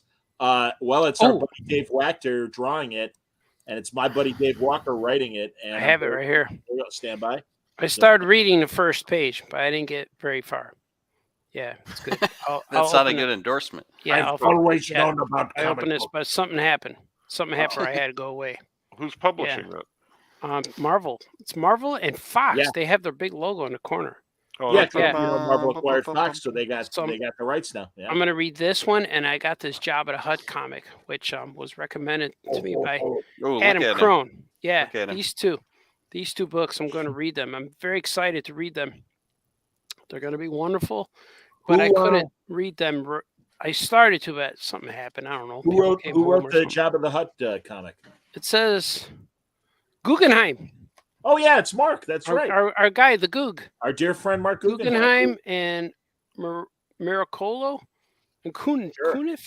Kunis? Mila Kunis. Yeah. Mila Kunis is writing Job of the Hut. Yeah. Wow. So I'm looking forward to this. I'm writing a Job of the Hut. Yeah. Because I what heard I'm she hearing was gonna about be the these, thing. there's a whole bunch of Star Wars one-shots that are about the real Star Wars characters. You know, the guys from the original movies. Oh, the ones we actually give a shit about, rather Yeah, than the ones that. Hey, new Ray movie. Yeah, Yeah. great. Yeah, so there's a Jabba comic, there's an Ewok comic, I think there's a Boba Fett, there's a Lando comic. So all of these seem pretty cool. And I kind of like them as one-shots because you can enjoy one book. Yeah. And it's cool. I like to read one comic at breakfast and then Yeah. have the coffee and sit down and get to work. You know. I'm looking forward to reading comics again in some capacity. Yeah, it's fun. In some capacity. I I'm have talking to Chris Cantwell, who's doing a lot of good stuff in Marvel, but he also is writing one of the IDW Star Trek comics, the one about Worf, and very excited to talk to him tomorrow. That's in the morning. It's gonna be a noontime word balloon. 1:30 Eastern time, 12:30 our time. Skoke. That's not morning. Yeah, I know. It's not dinner. It's not dinner. It's just literally not morning because it's morning. It's morning Chris's time because he's on the West Coast. Oh, okay. 10:30 his time. I'll let that one slide. Thank you. Well, it's tough now because a lot of my friends that are Word Balloon regulars are also Writers Guild members. Oh yeah. Spend time on the picket line. You know. They can't say things. No. They can. It's just that they're too busy. Yeah, picketing. Oh, I see. Of, you know. Yeah. Comics, but I think Guggenheim, given that he's got so many current books out, I think he'll talk. He's got a Star Trek book coming up in the summer.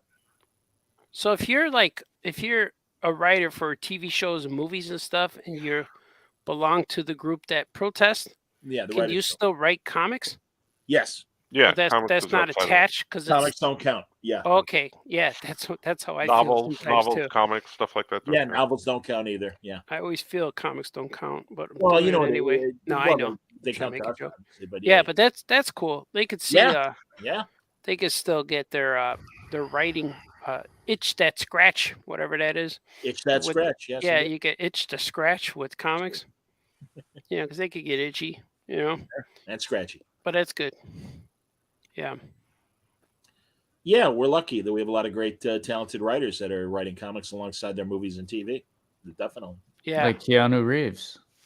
Oh, dude. I wrote Berserker for Boom, and it made a lot of money. Whoa. He's going to be on Word Balloon. Yes, we should get him on our show. Well, be on all your podcasts. Love to talk to him. Sure. Yeah. Whoa, so this is all you do? Exactly, literally. There's no structure, man. There's no structure. He'd love it. Yeah. Whoa. Yeah. I want Jennifer Connelly on, or Coolidge rather. I would prefer Jennifer Connelly to Jennifer Coolidge, but either one is fine. We get both of them. Yeah. Yeah, both at the same time. Yeah, we need more women on the show. You know. The woman, and she counts as two of them. If we get Jennifer Connelly, or was that a wow? That one she counts as two. And Coolidge. I forget her. I forget her last name or her first name. Villa Samor, the Hispanic woman that does the great imitations. She was on Saturday Night Live. I didn't realize she left last season. She hasn't been on it all this season. I keep looking for her, but she does a great Jennifer Coolidge. She's on the commercials now, right? No, that's Cecily Strong. Yeah, she's cute. Yeah, she's on it. She's in Schmigadoon. Right. You know, she's on a commercial. Are you guys watching that Schmigadoon? I saw the first couple episodes. I got to go back to it. I like it. No, I'm watching Jury Duty. I told you. Yeah, you can't. I'm never gonna watch it. It's a good show. You can't binge or at least I can't binge Schmigadoon and Schmicago. That's the second. Chicago. Is that really? Well, I just because at least myself, after a couple episodes, I'm like, all right, that's enough singing. I gotta lay down. And gotta dance. You know what I saw today with Chucky. Was the Peter Dinklage Cyrano, which is the I saw that and I didn't like it. Didn't do it. We couldn't stick with it. He's like, it was great because he's like, I want to see Dinklage play Cyrano, and I'm like, all right, fine. I don't know. I knew nothing about it, and within like 5 minutes, somebody's singing. He's like, wait a minute, this is a musical? Like, I guess so, man. Because then all of a sudden, all these Renaissance French people started dancing. I'm like, I'm like, yeah, sorry, Chucky. I think this is some music. He's like, oh man. So I watched that. I watched it and I immediately wanted to grab a hammer. While I was watching it, but I couldn't because that was the only thing I had downloaded on my iPad, and I was on a flight. You would have got kicked off for terrorism. So you had a weapon. Yeah. So I was like, so I guess I'm watching, and I watched the whole thing. The whole thing. That's right. You could have turned it off. Yeah, there was nothing else. I didn't have anything else. I didn't have anything to read. I didn't have anything. I don't sketch on planes. You know that. I draw whole stories. Yeah. I have hours of podcasts and dozens of books on my iPad that if I'm in a bad situation, I'd say, well, at least I can read X or listen to Y. Yeah. So, well, lesson learned. So I saw you scrolling one time, Johnny. I was sitting on the seat, the row behind you, but I saw you at an angle, and you were on your iPad, and you were reading, but you were sleeping. Yes. And while you were sleeping, I saw you were turning the pages with your finger. You were like this. Oh yeah. And I wanted to say, Johnny. I'm gonna go back. Because I remember it was a Thanos story. You're reading Thanos. Because I was looking at it. It was Infinity. It was Infinity Gauntlet when we were at Terrificon. That's exactly what it was. I was reading it with you because I was real close. Like, I didn't finish, Johnny. But it was kind of funny. That's like that podcast you guys recorded in San Diego that one year when Johnny fell asleep. Recorded. He's asleep. So you can hear. That was so funny because we were talking, but Art and I were side-eyeing each other because we both realized Johnny was starting to fall asleep. Yeah. So we were both waiting. We're in the conversation talking whatever conversation or topic we're talking about. Well, our stories would get real. Yeah. If you say, "Hey, did you buy a cup of coffee today?" Yeah, I walked up to the counter and I checked my change and I said, "Hey, can I have a cup of coffee?" And she poured it. We went real slow. And Artie and I are leaning in as we're talking. We're leaning into Johnny. He's like about a foot away from us. I was like that. And then he falls asleep, and we're like, "Ah, he's asleep! He's asleep! Yeah. He did it!" That's where Johnny replied to you. He goes, "Wow." Well, that was pretty cool on the plane.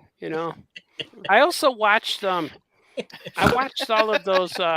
Once again, Skoke is broken. I also watched. Still turning the pages. Yeah, it's like, hey, yeah, he was. He's flipping. I refer back to my dinosaur list, Floppy Pantsosaurus. Yeah, and I also watched that cartoon with the baby Spideys. It's Baby Spider-Man and Baby Miles Morales and Gwen Stacy Spidey. Because there was a kid in that, and there was a kid in that same chair who would watch them all, and he fell asleep, and the thing kept going. And so I got to watch the little squishy ones. Yeah, Squiddy. They look tiny Titan Spider-Mans. Yeah, they look like Funko Pop Spideys almost. But I got to watch that. That's how I was introduced to that cartoon. Like, oh, what is this? And the kid was watching them, and they had Scorpion on there and Electro and all these cool guys. But they were all babies. Yeah, but it was pretty fun. Rhino was on there crying, eating a sandwich. He was hungry. Yeah, it was fun. I have to be very distracted on flights. I can't just sit there or draw or do nothing. Man. I'm looking forward. I'm flying out Friday. I'm going to West Virginia. So I'm looking forward to writing stuff. Wow. I bring the sketchbook and I just sit there, man. I'm going to the airport 2 hours early so I could just sit and write. I don't know what it is about that. Being a kid that grew up with the original Apollo missions when I was a really little kid. Yeah. It to me, when I fly in a plane, it's like being on a spaceship. I am still, even now as I crawl towards 60 in a couple of years. I am delighted when I fly. I am not afraid. I enjoy it. The whole experience take off. I think after 60 you have to stop though, right? Right, my bone density is. It's crazy. We discussed that whole Flat Stanley thing. Stop, really? Yeah. Shatner. No, remember how we talked about that? Flat Stanley. Yeah, the Flat Stanley. Flat Stanley. That the bone, supposedly when you fly, the pressure from the from the airplane would mess with your bone density. Supposedly. Really? Yeah. That's what I thought I had read, and of course I'm horribly mistaken. Meanwhile, William Shatner's 91. And he went in a rocket. He went in outer space. Exactly, went to space, and his bones weren't pulverized. Well, that means that. Well, if you're going to be 60, that means you're in Martha Stewart range right now. There you go. See, that's not bad, man. She a little older. Good. She's a little older. And you know what? She's hot and also kind of dangerous because she went to jail, Johnny. Yeah, she did. I know. And she came out smiling. So look at that. And she could cook for me. So there's. And she smokes weed with Snoop. Does she? Right. Yeah. They're best friends. Hey, right? Martha, let's sit down and have some sticky to the icky. Wow, can I join you? The magic wand was with them and everything. Absolutely. Be kind to your prostitute. Wow. Oh, by the way, I don't know. Be 60. Did anyone watch the coronation? Nah, I'm never gonna watch that. I was watching Jury Duty. His wife is Camilla. So I want to do. What's his wife? I'm King Charles. You see, this is my beautiful wife, Camilla. His wife's name's Camilla. Yeah. What number wife is this now? Is this number 2? Is this the one after Julia? Was the first one? After Princess Julia. Princess Julia. The one that died with the paparazzis. No, not her. No, honestly, don't you think they made too big of a deal of a 75-year-old guy getting a job for the first time in his life? But that's how they've done it for hundreds of years now, and that's why, the best was. But when I got my first job at the deli, nobody made this big of a deal out of it. No. You know? No. Well, this is the only guy who was running for that job. He applied for it, and his resume said he was qualified. That's true. That's true. Okay, you have that DNA of the Queen. Yeah. All right. Let's think about it for a while. And did you hear the meal they served at the? Was it McDonald's? No, it was quiche. It was quiche. Quiche. And everyone's like, not a real man. 1975. What the hell with the quiche? Don't they say real men don't eat quiche? So he's not a real man. King Charles obviously not a real man. He's a real clone. He's a clone of Snoke. That guy. He's got those big ears that look like the doors are open on your. He's got that big swollen hand too. Did you ever see that? Does he have a big hand? His right hand's all big and fat and swollen. Yeah. Wow. Like a military injury or like something? a sausage. I don't know. He's still an all right guy though. I saw one meme that somebody put up where he has to hold that ball with the cross on the top. It says, "Holy crap! Somebody gave him the holy hand grenade." So maybe laugh. His hand looks like he's got 5 Abraham Linkages on there. I heard he's still an all right guy though. What? So dumb. I don't know, but you're right though. The photo of the two of them together with the crowns on and stuff. Yeah, they look pretty. They look like they're going to a Halloween party. Did he kiss her alive on TV at least? Or was he all into his gold dress? No, it was a coronation. She had nothing other than being there. I don't even know if they put a crown on her. I'm assuming they not. did. They did put one on her. She the queen? No, she's got some name. Queen consort. Yeah. Which means the king's prostitute, basically. The queen's. No. Well, I was going to say. I said that. She's a whore, Tony. She's a whore. She's a whore. She's a whore, King Charles. She's a whore, Tony. She's a whore, Chuck. My wife and I, after the coronation, we sat down and had some quiche, you see. Quiche. Oh, God. Why, Scoot, why did you make me look this up? I'm looking at Charles's hands now. Yeah. Look it up. Does he have sausage hands? Bro, stand by. Yeah, look at him, Marty. Yeah, sausage. Look at him. Oh, man. That's why are they look at him. He's got swollen hands. He needs more air in that tire. Yeah. It makes me hungry for a hot dog. You gotta let it out. That's why he's the king. He could just grab like Vader. Can just grab somebody.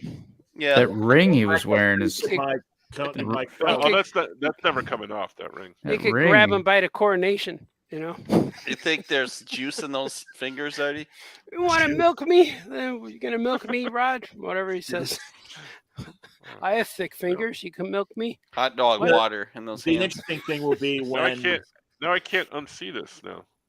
When the prince becomes king, if they do the pomp and circumstance. Well, again, it's like this might be the last monarchy because they make hundreds of millions of dollars from the British people, and it's like, we don't have a great economy. Maybe we shouldn't do this anymore.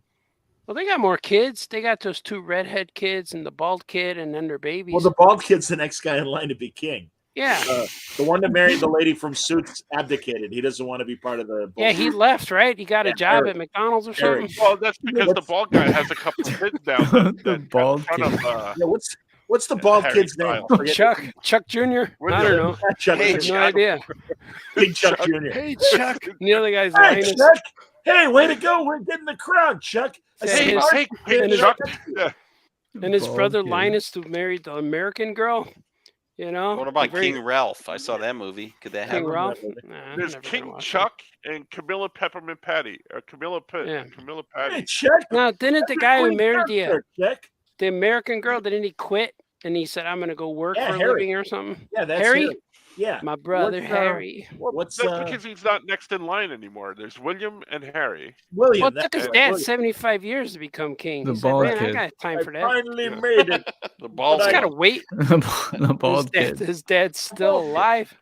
75. 75 is the new 30. You know. I saw some video online where William and his wife. They were cordoned off and they were saying hi to people, but they had these big barricades all over the place and they had all the security. And then some Joe Schmo just wanders into the frame because he needed to go to the store, and he walks right past them, and security's like freaking out because like, how did he get past security? And he's just, I'm just going to the store, and the security's like, okay, go ahead. I saw that. Wow, that's how it goes, man. Good security. They got better security at C2E2. Watch that TV show The Crown and the last 2 seasons, because you really get into when Charles met Camilla. She was married before, and they were having a secret affair. That wasn't very. God bless him. Well, what the pickup line is, I'm the king, right? That's all he has to say. Well, but you don't have to say that. It took him 40 years before he finally became king. Yeah, it did. Man, that's rough. Like normally, because Lizzie was like, "I'm not giving this up, giving it to you. You're a moron." Yeah, in the Game of Thrones days, you're the king by like you're 14, you become king because your dad just got cut in the war. Now you're the king. You're 14. hello, mother, and then you're the king. Make a decision. And I didn't even see that show, and I know what it's about. You ever see you get thrown out a window? No, the Game of Thorns. Oh, Game of Thorns, sure. Yeah, never saw it. But I like the King's speech when hello. Bridget Jones's Mark Darcy becomes king, and he stammers because that's a good one. That is a really good one. One of my wife's favorite movies. Colin Firth, yes, from Kingsman. This is Charles's grandfather, right? In that movie, that's who that's supposed to be. Yeah, Prince Charles' grandpa. Yeah. Well, the King's speech is about his grandfather, right? Right. That's right. That is correct. Yes, one of his grandfathers. Yes. Yes. But on Mom's side, as opposed to Lord Mountbatten. Queen Elizabeth's dad. Yeah. Right. Correct. George VI. Yes. I'm Henry VIII. I am. That's a great song. No, it's not. It's an awful song. It's a silly song, but it's fun. You only had to write one verse. Peter Noon. Second verse, same as the first. Peter Noon is like fantastic. That guy loves his life, is a funny guy, great stories, was right there at the heart of the British invasion. And you got to give him credit. And he's still out there, and he's still entertaining and very, very funny. I like him. He could come over anytime. I'm a big fan. I'm bummed. I hope to meet him someday. My friend Sandy, who is a great Sandy. Oh my God, Sandy. Tell me more. She's a radio personality in Milwaukee, and she used to be in Atlanta, and she's been friends with Peter Noon for like 25 years or whatever. And anytime they're both in town and stuff, they hang out. I like they were at Lamb's Farm, Artie, one time. Really? Yeah, you know Lamb's Farm up north? I do. I heard of that. It's been in my conversations probably in the past. Yep. Not sure what it is exactly.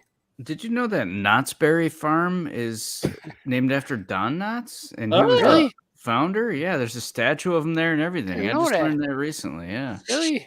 That's not a thing. Svengoolie had, what's his name on Ghost of Mr. Chicken, though, this past weekend. Oh, I love that movie. Oh, my God. I got to watch it. I recorded it. I got to watch it. That's no that's spoilers. It's like a 2-hour Andy Griffith without Andy Griffith, basically. Yeah. He pulls out all the stops, Don Knotts. He does everything. He's high energy, the big eyes, the faces. Oh, yeah. And that's the salt and pepper suit that he always wore on Andy Griffith. Yeah. And, oh, yeah. You know, Andy, helped write the script. He script doctored. Because, that was, Don's first big movie after leaving Andy Griffith. Oh. Because they were always friends. Even he's like, great, make movies, good for you, do your thing. But yeah, they're like, hey, I don't think the script is very good. And Andy came in and helped rewrite it. Wow.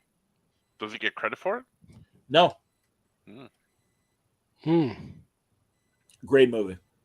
No, you can see the garden shears in her neck in the painting, and that scary organ music. Yeah, that is scary. Attaboy, Luther. That's right. It's a fine film. Dick Sargent, second Darren is in that. Penis Sergeant. Dick Sargent. Good name. Penis Sergeant. Penis Dick General. Sargent.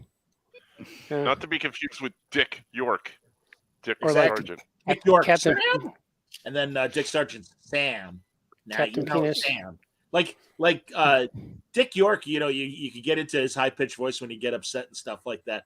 And Dick Sargent just always seemed pissed at Sam. Sam, don't twitch your nose. You know I hate your mother. You know, I never knew there was two guys until I was an adult. Because they look kind of alike, didn't they? They kind of They look just alike. like, oh, Yes. he looks different, but I guess that's the same guy. Brad is Yeah. right. Ellen Corby, Grandma Walton, also in Ghost of Mr. Chicken. Absolutely. Girls. Yeah. It's That's almost like like Sean- Samantha was married to Dick York, but then she's like, you know what? I think I want to change, and like used her magic to just futz his face up a little bit. You know? Yeah. They More should to have her called the liking. guy. It would be cool if they called the guy Dick Tony. Then he could say Samantha. Hey, Samantha. Dick mind Tony. if hey, stop twitching your nose. And your mom is a real asshole, so I don't like her. What was her mom's name? Gazelda or something? Andorra. Agnes Andorra, Moorehead yeah. from Citizen Kane. I like Gazelda. Gazelda. Yeah, I know I when like that. Migo made Griselda. a 2-pack of the. Wasn't that a of the- Flintstones card? the witch. Griselda? Those are Griselda.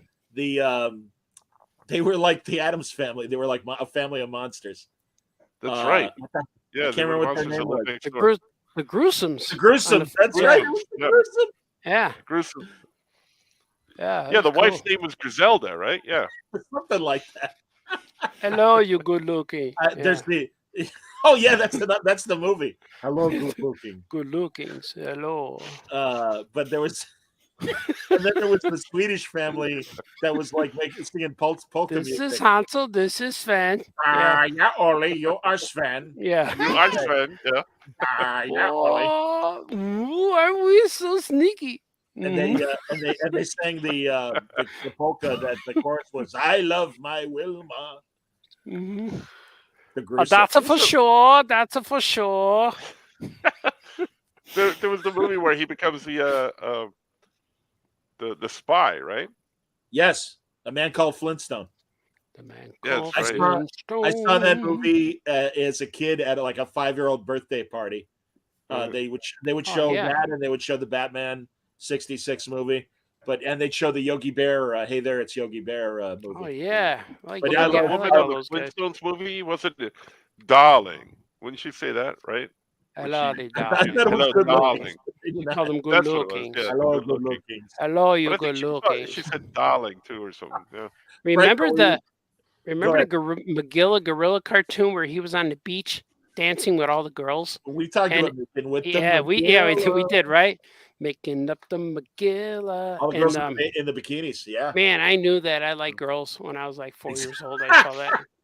Like, wow, these girls are cute dancing with Frank- gorilla. Franco, were you offended? Were you offended on the Flintstones when he was the race car Gagos driver Paisano? and he was Yeah, Gagos Gagos Paisano. Gagos a Paisano, yeah. It was what the hell, man? Oh yeah, that is of course her. Gagos a Paisano. Well, What's if you that can't all beat about? them, then That's you join them. why they would do Goggles Paisano or like Stoney Curtis and what's his movie? Yeah, it's Slave Boy. Slave boy. I love you, Slave Boy. I love you, slave boy. Hi, Fred. Hi, Wilma. I'm your slave boy for the week. Oh, it's Stoney Curtis. I Well, can't make Wilma's cartoons got like her, that no hair more. curlers and she's got the mud pack on. Stoney Curtis. Stoney Curtis. She's got to get all the gunk off her face. Superstar, superstar, yay, superstar. This is where I get I'm hip. Yeah, I'm hip. Yeah, I'm hip, I'm hip. The Right, Flintstone flop. right. He had the Flintstone flop. He had the Mhm. dance. The Twitch. The way up. The Twitch. Gonna Yeah. twist around the All clock the tonight. hipsters. Right, right. Yeah, exactly. Twitch. Twish, twish. Oh yeah. and rock is gonna stay. That and when he does the jazz version of Mockingbird. Listen to Mockingbird. He's a Listen to Mockingbird. Yeah. Or Hoagie Carmichael comes on and he writes a song called Yabba Dabba Doo that Barney wrote the words. Yeah. See, I gotta watch all the Flintstones. Remember the commercial Barney film? Soap, soft soap is the soap for you. Soft soap. Gentle for baby and brontosaurus too. It prevents embarrassment. Soap in your bathtub. Use a great. Of course, Mad Rogers. Great Jetsons callback. Ebop Orc Yeah. He says Scooby Dooby Dooby pow. Oh go. Exactly. Yeah. The opening to I don't know. This is kind of thing only happened once before. You look a young man from Georgia. He's the Colonel. Yeah. Listen to the Mockingbird. He's a kook. Listen to the Mockingbird. Then there's the birthday song that gets stuck in your head, or the anniversary song rather. Happy anniversary. Happy anniversary. Oh. Happy anniversary. Yeah. Good stuff. Doesn't know what we're talking about. Every Sunday on BTV for either just a half hour or an hour. I forget which. That was best, man, because kids now, I was an old guy. These kids these days, they don't have the benefit of loving cartoons like we did. Well, because we had one channel that would show us the same thing every day for like 10 years. But now the kids they have cartoons access, but like it was on. And like they have funny cartoons at least. You know, like a lot of the newer stuff on Cartoon Network, they're trying to capture that spirit of like they are.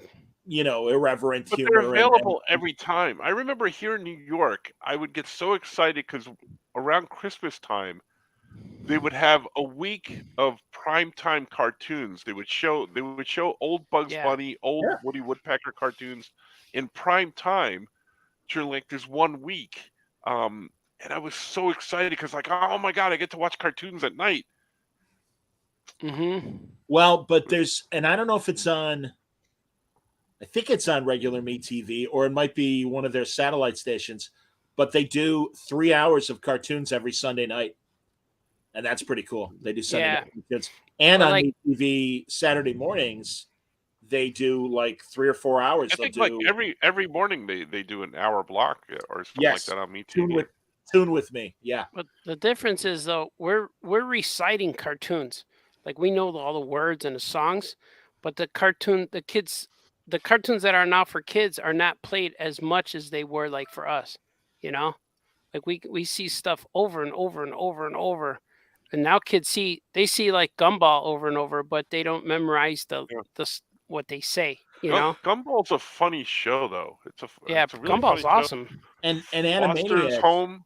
I love Foster's Home for Imaginary Friends. And even the new Animaniacs, I think, is good, along with the classic Animaniacs. Oh, I didn't see the new one. It's on Hulu. I think they're bringing back the Tiny Toons again. Oh yeah, the Buster Bunny and those guys. I think they're bringing those guys back too. Yep. Oh, that's cool. I love Gumball. Gumball's so much fun. The only missteps I've seen with old IP for cartoons has been what they've done with Popeye, and it's just so sad. It's you can't capture him like you used to. Well, they took his pipe away and they gave him a whistle instead. You can't beat up the lady anymore. His regular eye is like a Clockwork Orange eye. Yeah. It's really big. He doesn't squint anymore. Yeah, we watched it when Audrey was 10. We watched it. We watched Popeye. I showed her that, and she got so mad at me for showing her.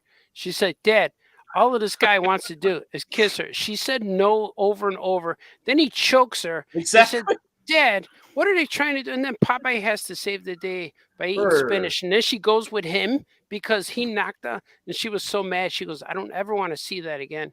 I'm like, oh man. Now when I bring up Popeye, she says, "Oh, that awful cartoon where the woman gets abused." Like, yeah, that's what it is.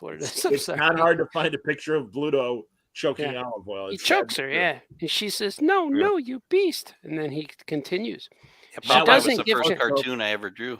Yeah, she doesn't give consent at all, ever. You know, maybe the Popeye. Matt wants Skoke to know that he watched 5/25/77, with his wife, and he got to impress her by pointing him out in his scenes. I used impress lightly. I don't know. I'm sure she was really impressed. I'm sure she was thrilled to know. You want to give her like an extra big thrill? You know, watch Spring Break Lawyer. That's something that she'll never forgive you for. My wife. Talk about thrills. Give us some of the confused faces, Skoke, that you pull for. Oh, you mean like this one, like? Yeah, a little more. Exactly, a little more like with your eyebrows like down. Like I don't understand what's happening. I gotta buzz the lens. I gotta look right in the camera when I do it, like I did in the movie. That's like the Flintstones episode where Fred's on the Hawaiian show, and they finally give him one line. He's like, "Yeah, all you got to say is please pass the poi." Hello, Mister. They give him they put the camera on him, and he's like, "Please pass the," and he forgets his line. Boy. Wah, wah, wah, wah, wah, wah. Well, I'm glad. I'm glad your wife was not impressed with my appearance. It's as it should be. Is she watching right now, Mrs. Matt Rogers? It's good. Good stuff. All right. Featuring the guy from Scrubs. That's right. Who was the biggest star in 5/25/77, I believe. Pretty much. That's the name of the movie, right? It's the name of the movie. It's true. It's all true. Yeah. Available now wherever you get discs anymore. Like every morning now. Physical media is making a nice little comeback because all the movie companies realize that streaming is nice, but it's not the be all end all. So there's actually And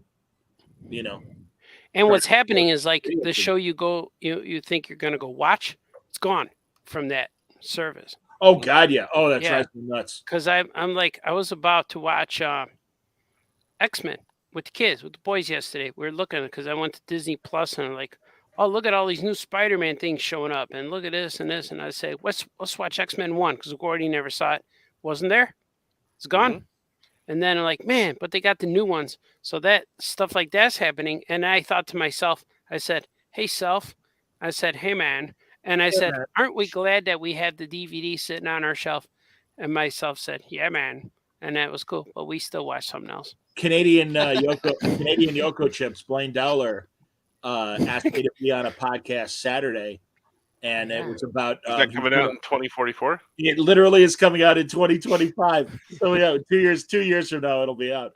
But we were doing a rewatch of Babylon 5.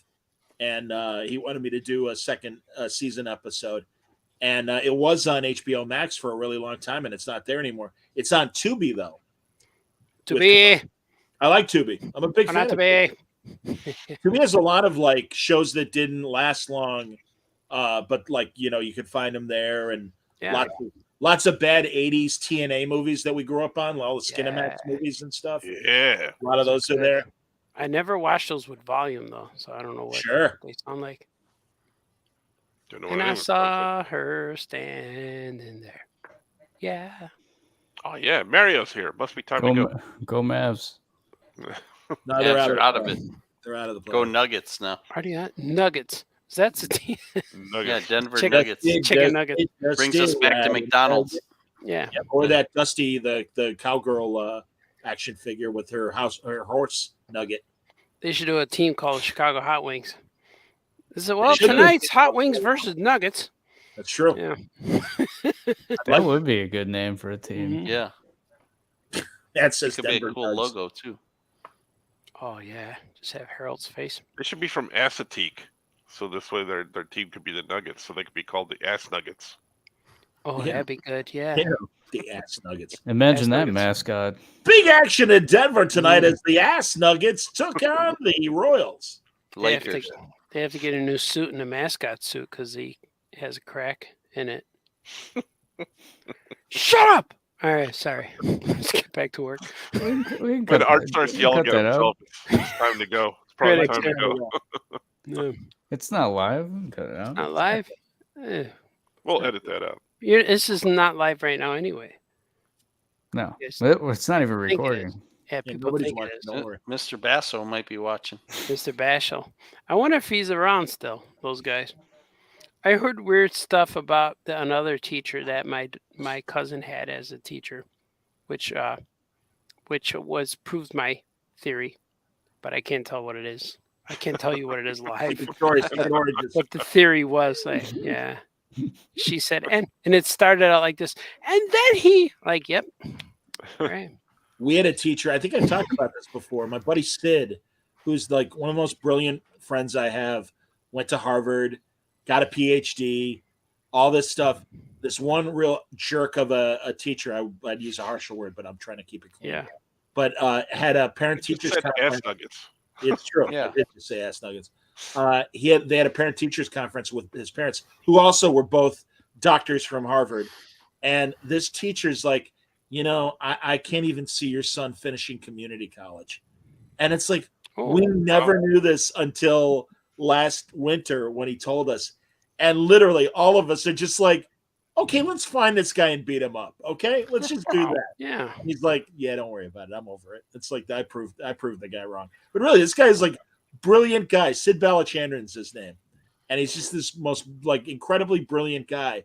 But this jerk of a teacher was the teacher. Did she have like wispy red hair, and did she go by the nickname Pumpkinhead? Say it like you mean it. Pumpkinhead. No, it was a man, Mr. Monroe. Oh, man, baby, man. He's probably married to Pumpkinhead. Monroe. I want to say something that might be controversial. Uh-oh. But it happened when I was a freshman in high school, so maybe this teacher's gone by now. Because I'm 54. I was 14 then. So what's that, 40 years? 28 years? I don't know. Somewhat. Yeah. So he might be gone. But I remember, I'm going to say it. It's funny. Because I remember the night before we were watching the news. And it said a group of guys were found in the forest preserves. And like naked and fornicating. They were in the bushes in the forest preserve. Meeting amongst each other. The police broke up a little. How do you do? Yeah, the police broke up a little meeting between these gentlemen. And they said that there were several people. They said all their names on the news. And they said one of them was a high school art teacher. And then the next day, we had a substitute. And they told us our teacher will not be coming back to school. And we all knew, like, oh, yeah, we just heard his name. He was on the news yesterday. Oh, boy.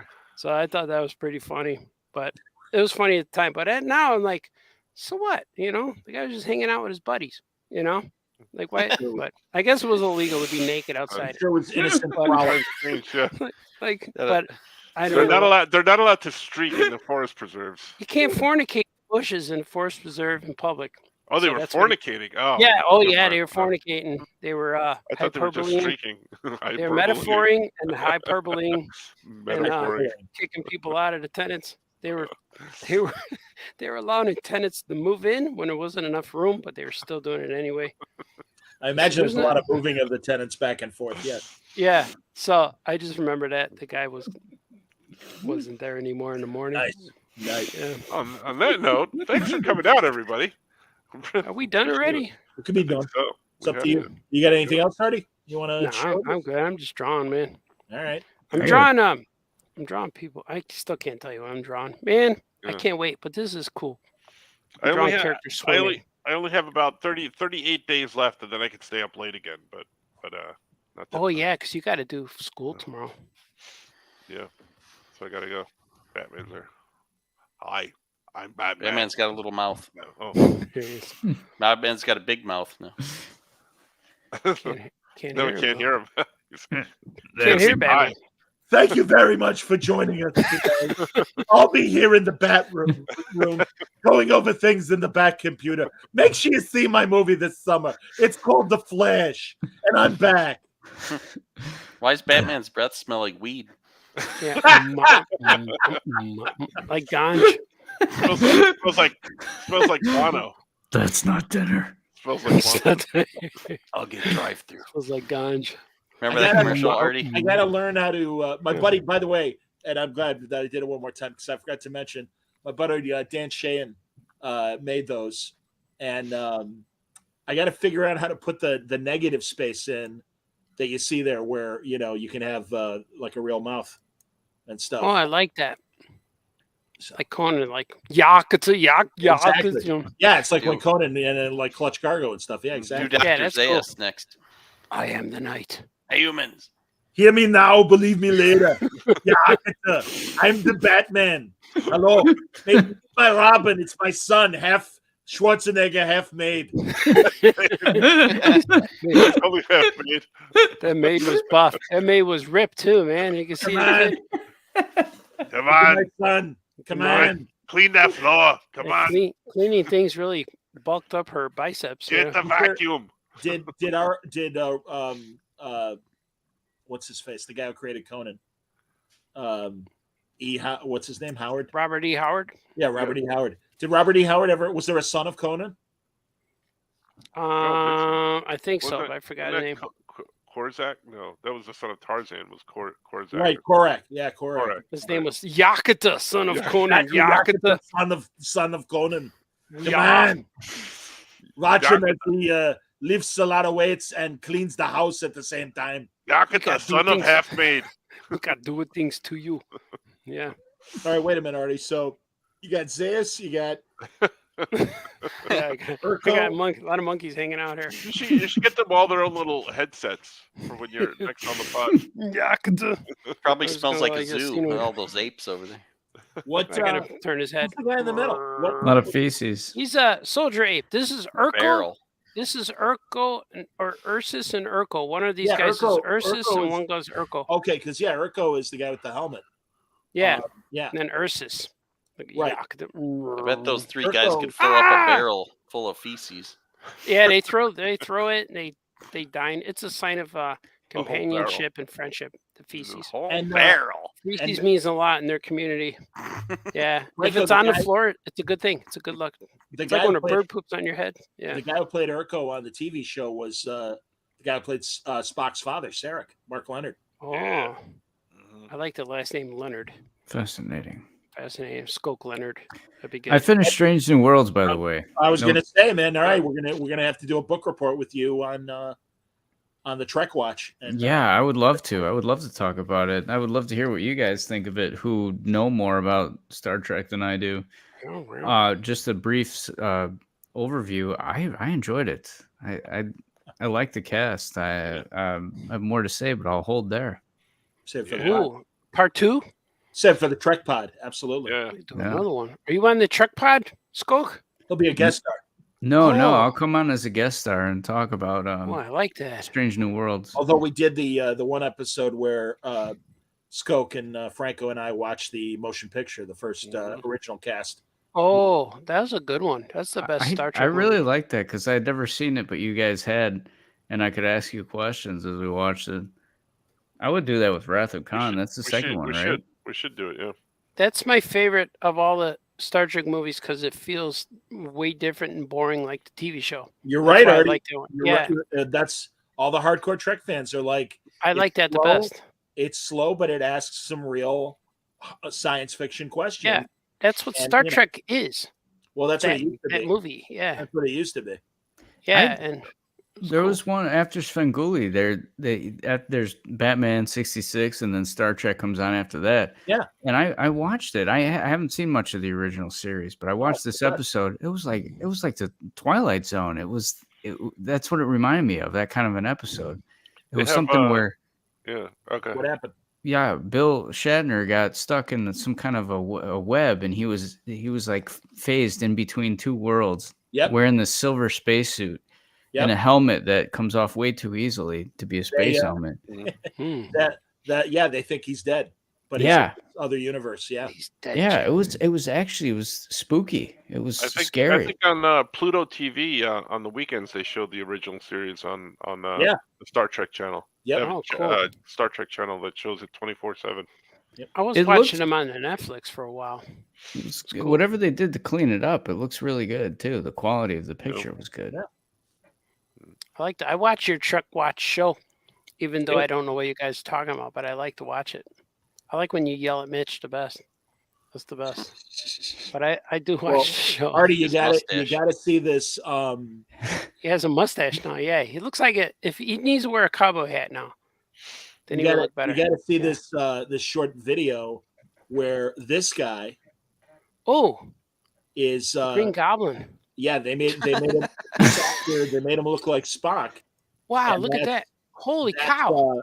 That's real Spock on, I believe, the left. Yeah. And Spock on the right. Wow. Now is that an actor with makeup to look like? Yes. There's no CG on him? No, that's this guy who you can see is being made up to look like Leonard Nimoy. Leonard Nimoy. Wow. I like that. That's really cool. I'll send you the link, Artie. Yeah, I like hearing stuff about Star Trek rather than watching it. So you should watch it. That's fun too. Yeah, Ed says, I noticed certain good things. Ed says Conan did have a son named Khan with 2 N's. Khan! Created long after Robert E. Howard died. Oh, well, there you go. Yeah, I only watched Chakotay. So when I see 7 of 9, I understand because I watched the show she was on. Mm-hmm. I watched 7 of 9's origin, how she was a Borg and stuff. That's right. That was pretty cool. And I like Chakotay and Janeway. And Janeway was on Black and Orange. Orange What's is that the new called? black. Yes, yeah, she was on there. She was. You should watch Prodigy now, the new show, because she's on there too. Is that good? Janeway's on there. Black and Orange. It's a cartoon, but she's Admiral Chakotay too. Chakotay. Yeah, I like them. Chakotay. That's the one I watched, and that was pretty cool. I didn't see it all straight through, but when I watched you should watch Deep Space Nine. That's good too. It gets better with than the other years. Cisco? Yeah. Is that the Well, Cisco it's one of my show? favorite Trek shows. Yeah. Yeah. I saw the one episode. When I tuned in, it was the flashback when they were with the fuzzy little guys. The Tribbles. Tribbles? Yeah, Tribbles. When they were with those. And I thought that was cool because Kirk was on there too, right? It was like Forrest Gumped it. Yeah. They cut them into the real episode and stuff. Yeah, it was. And I think that's what fans brought it in there. Like, hey, we know what we're doing. Like, okay. I think that's what made fans accept that show. I don't know anything about it, but when I saw there's that, a lot more to it. Yeah.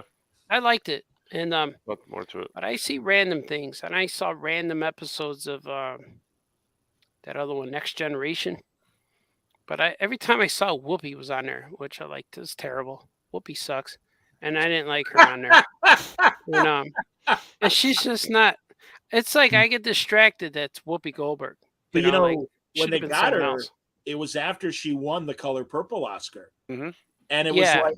And they didn't like LeVar Burton because she told LeVar Burton, "Hey, I really want to be on Star Trek." So he went to the producers, and they didn't believe him. And they're like, "Come on, she's an Oscar winner." Oh yeah, she wants to be on Star Trek. Yeah. Like, all right, and to her credit, And she talks. She goes, eh, eh, eh, eh. But it was a ratings. It was a rating spike, and some people even say that like she kind of saved the show from being. Okay. Yep. Yeah, when I saw it though, I was distracted because she was in Ghost. I saw her in Ghost. Sure. That's really all I saw her in. Ghost I never Dad. saw The Color Purple. You didn't see her in Jumping Jack Flash? No, and I don't like that Nun movie. I'm never gonna. A Nun Story. Sister Act. Why is that something people want to? Oh, I can't wait for that to come out, and I want to go see. Why would you want to see that? Like there's movies like that. That's a remake of an Edward G. Robinson movie where he's a gangster on the run. And he hides with a bunch of monks and stuff. Becomes a priest. He becomes Brother Orchid. Oh. And it's a great like 1939 or 1940 movie. And he's like, "Yeah, you guys are a bunch of swell mugs." Yeah. I only saw mentioned Ghost Dad briefly, and Johnny missed an opportunity to do it. Well, you see, the Ghost Dad. One of my fine movies, along with Leonard Part 6. You see, Leonard Nimoy. He's going on tour again. Cosby. That's the rumor. Prison stories to tell. So I'm backed up to my cot with my butt in the air, you see. And this guy named Big Louie suddenly gets behind me and says, "Let me give you a free Huxtable for you." A free Huxtable.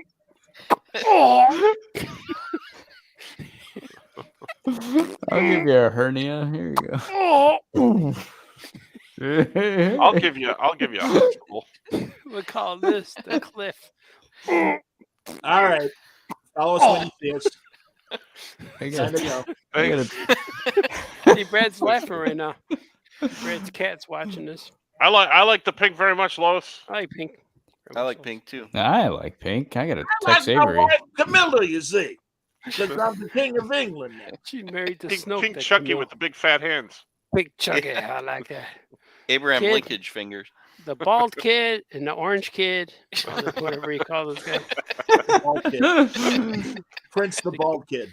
You had to marry that American urban girl, didn't you, son? Like, yeah, yes, I did. Well, guess what? You got to go work at Walmart now. Yeah, You know? she's hot. Yeah, All right. I would too. Hell yeah. Thanks, Matt Rogers and his wife, for watching my movie. My movie. Yours. Well, yours. Yeah. Don't blink. Follow us when you see us. Look for the special edition where Skoke will be doing a commentary. Yeah, I'm not in this scene.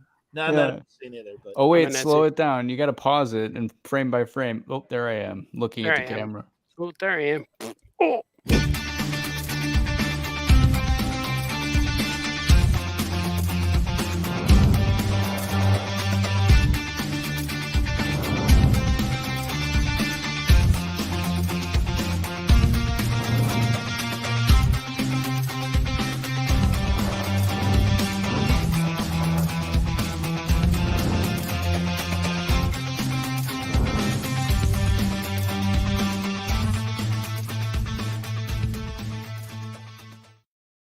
You just heard the Oh Yeah podcast. Follow us when you see us. Like and subscribe. Click that button for notifications. You guys are awesome. Okay, bye-bye.